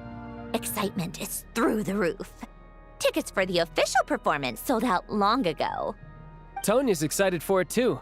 She's desperate to see it no matter what. Personally, it's not really my kind of thing, but since she's my little sister, I had to figure something out. I've actually seen it several times before. The story's pretty straightforward. The lead character follows a trail of clues left behind by a spirit, gradually recovering her memories along the way. It's a tale of love and regret.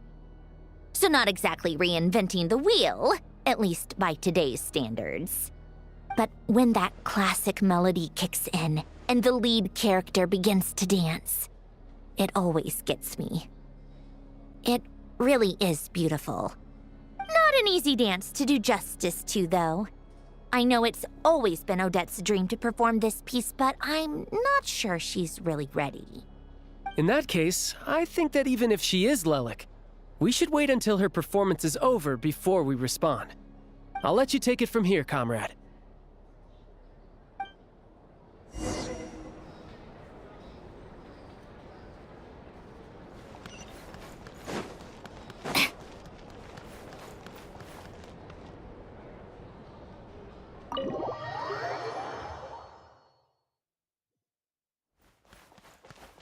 Come on, keep up. Pick up the pace.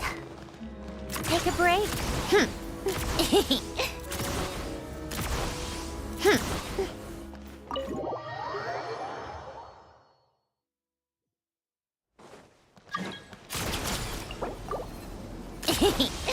Pick up the pace.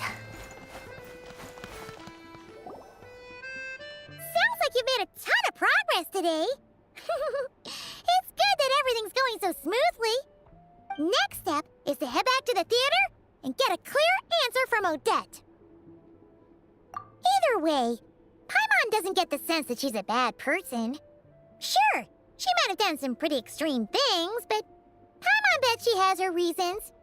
Maybe this is going too far, but like, with everything she's managed to do so far, wouldn't it make more sense in theory to be even more, you know, heavy-handed? Why leave a letter when she could, well, we know there are plenty of other ways to keep people in line, right? The point is, she could have gone further, but she didn't. So, if it is her, she's got some principles at least. Yeah! Well, all you can do is follow the facts wherever they lead.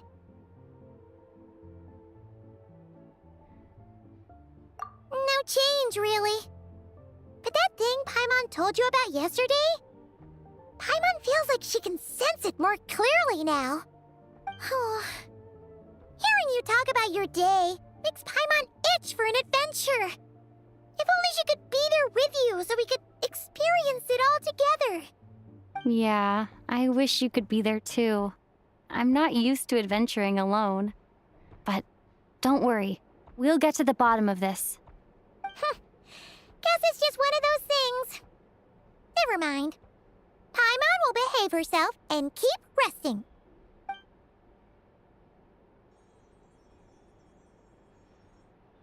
If Odette is Lelek, she may well have inside information on Project Stuja. Her father was involved with the project's early implementation and tragically died in the process. Now, she's dedicated herself to bringing it to an end. It's hard to imagine she could have gotten this far without knowing anything at all about the Tsaritsa's true intentions. When she spoke to us as a member of the Fatui, how much did she let on? And how much was she hiding? Only time will tell. Maybe tomorrow everything will be answered. Hey look! It's snowing! Could be a tough day ahead. Make sure you wrap up warm tomorrow.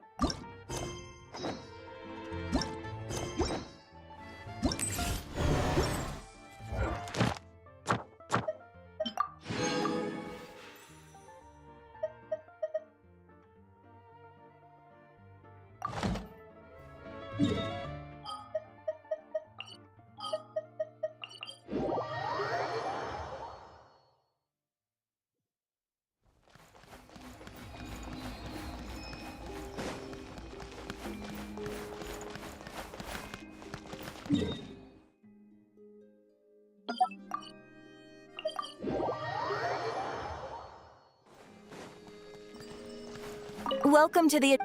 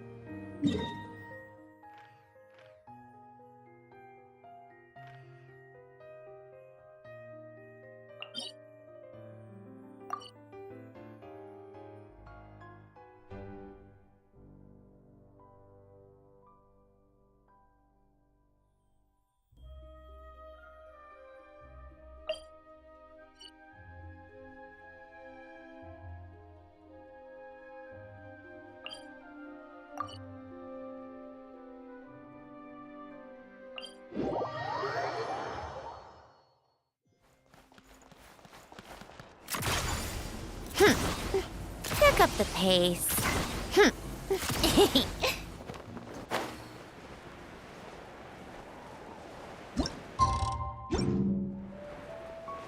Yeah.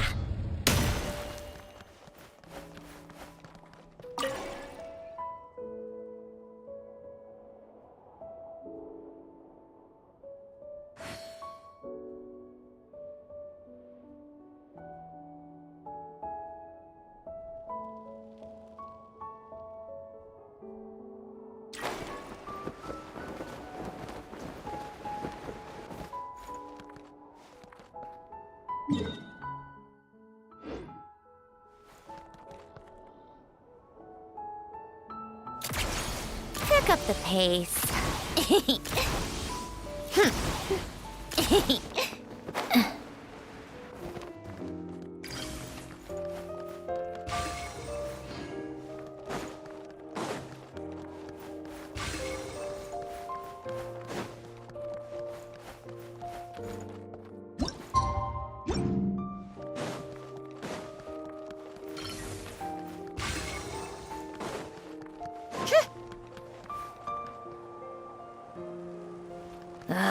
Time for more snow, damselettes.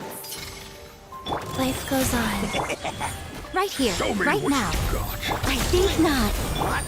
How tiresome. Yes, you. Come on, keep up. Pick up the pace.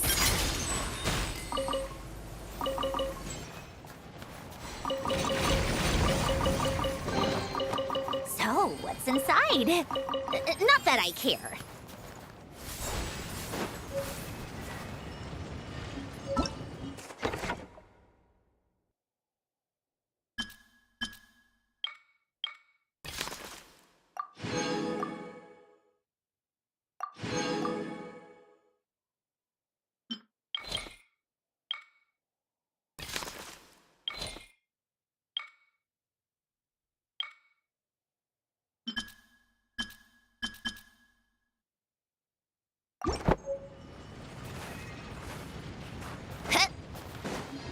Take a break?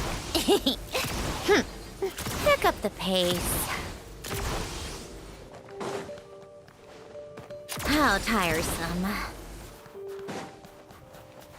Take a break?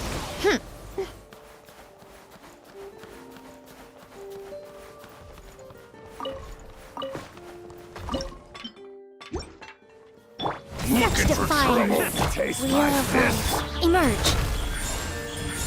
Orders given. Orders received. You wanna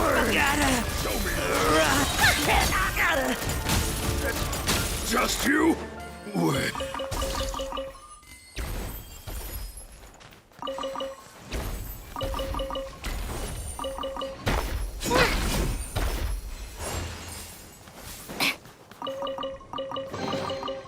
Certainly went out of your way for this, didn't you? It's all yours.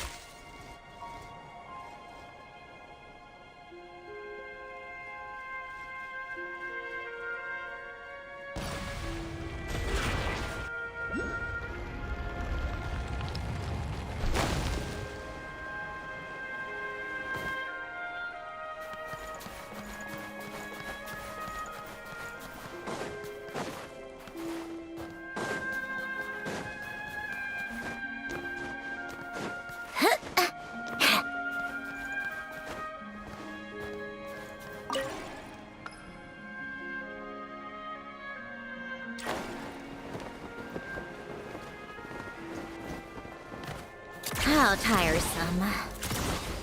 Pick up the pace.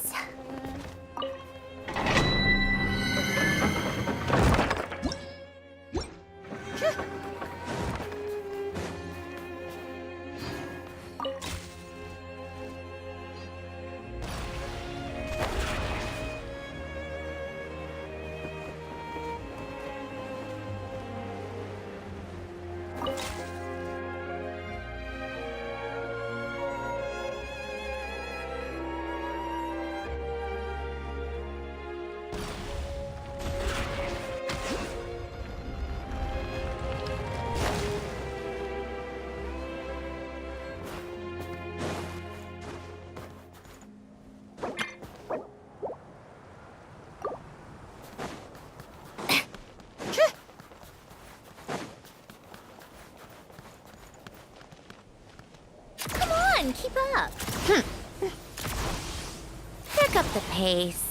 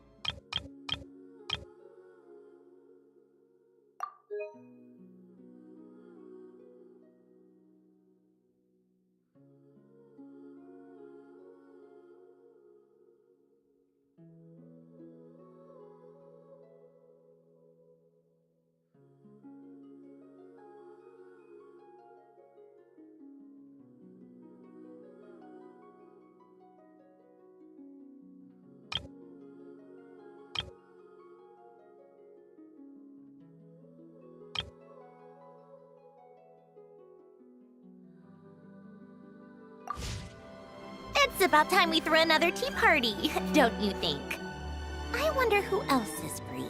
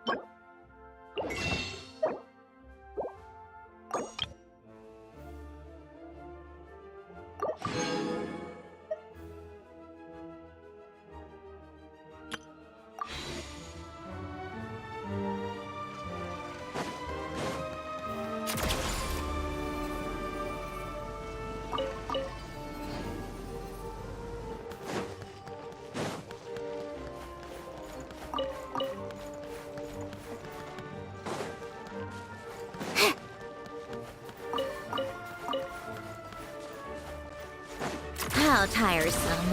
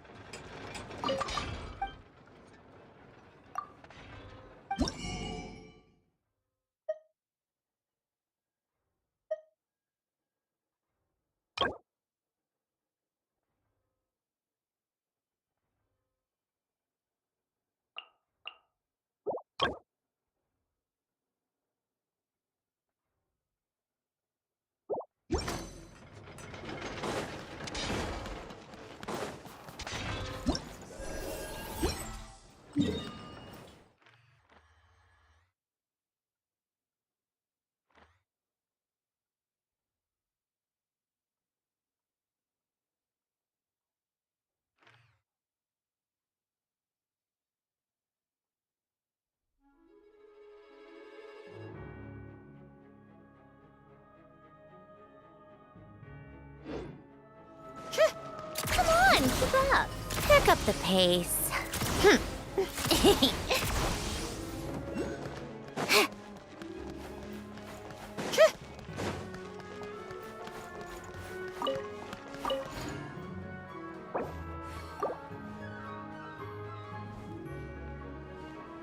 Let's test my hypothesis. The strongest If warrior? you've actually read your books, can only you know who's the strongest. Take a break. Pick up the pace. Come on, keep up. Pick up the pace. Pick up the pace.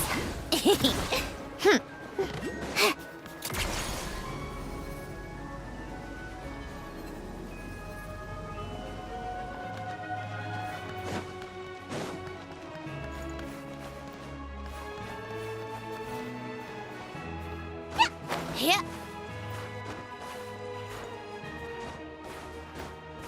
Huh?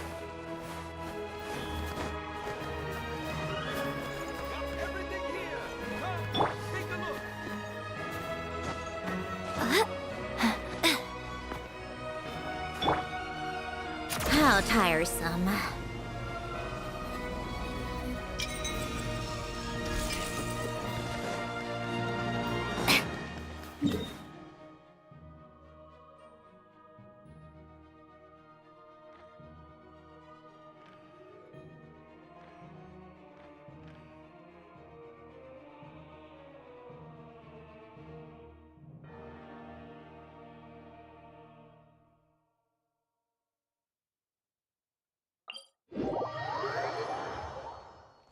Take a break. Pick up the pace. Pick up the pace.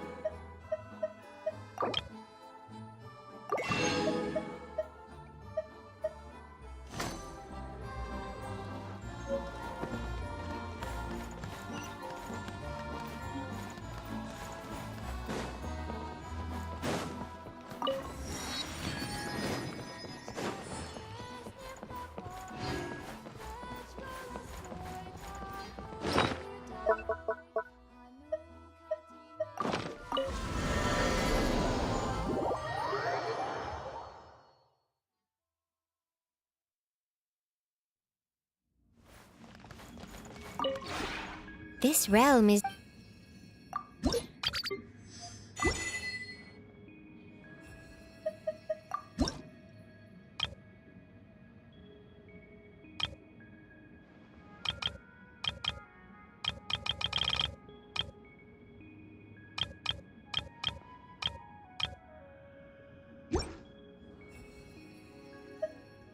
If you ever...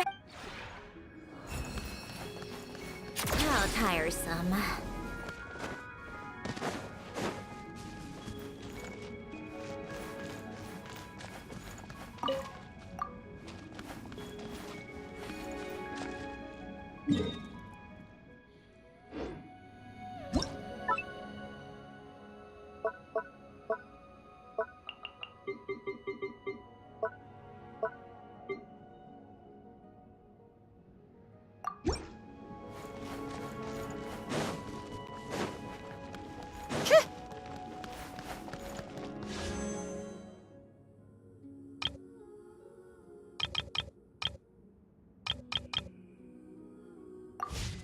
Yeah.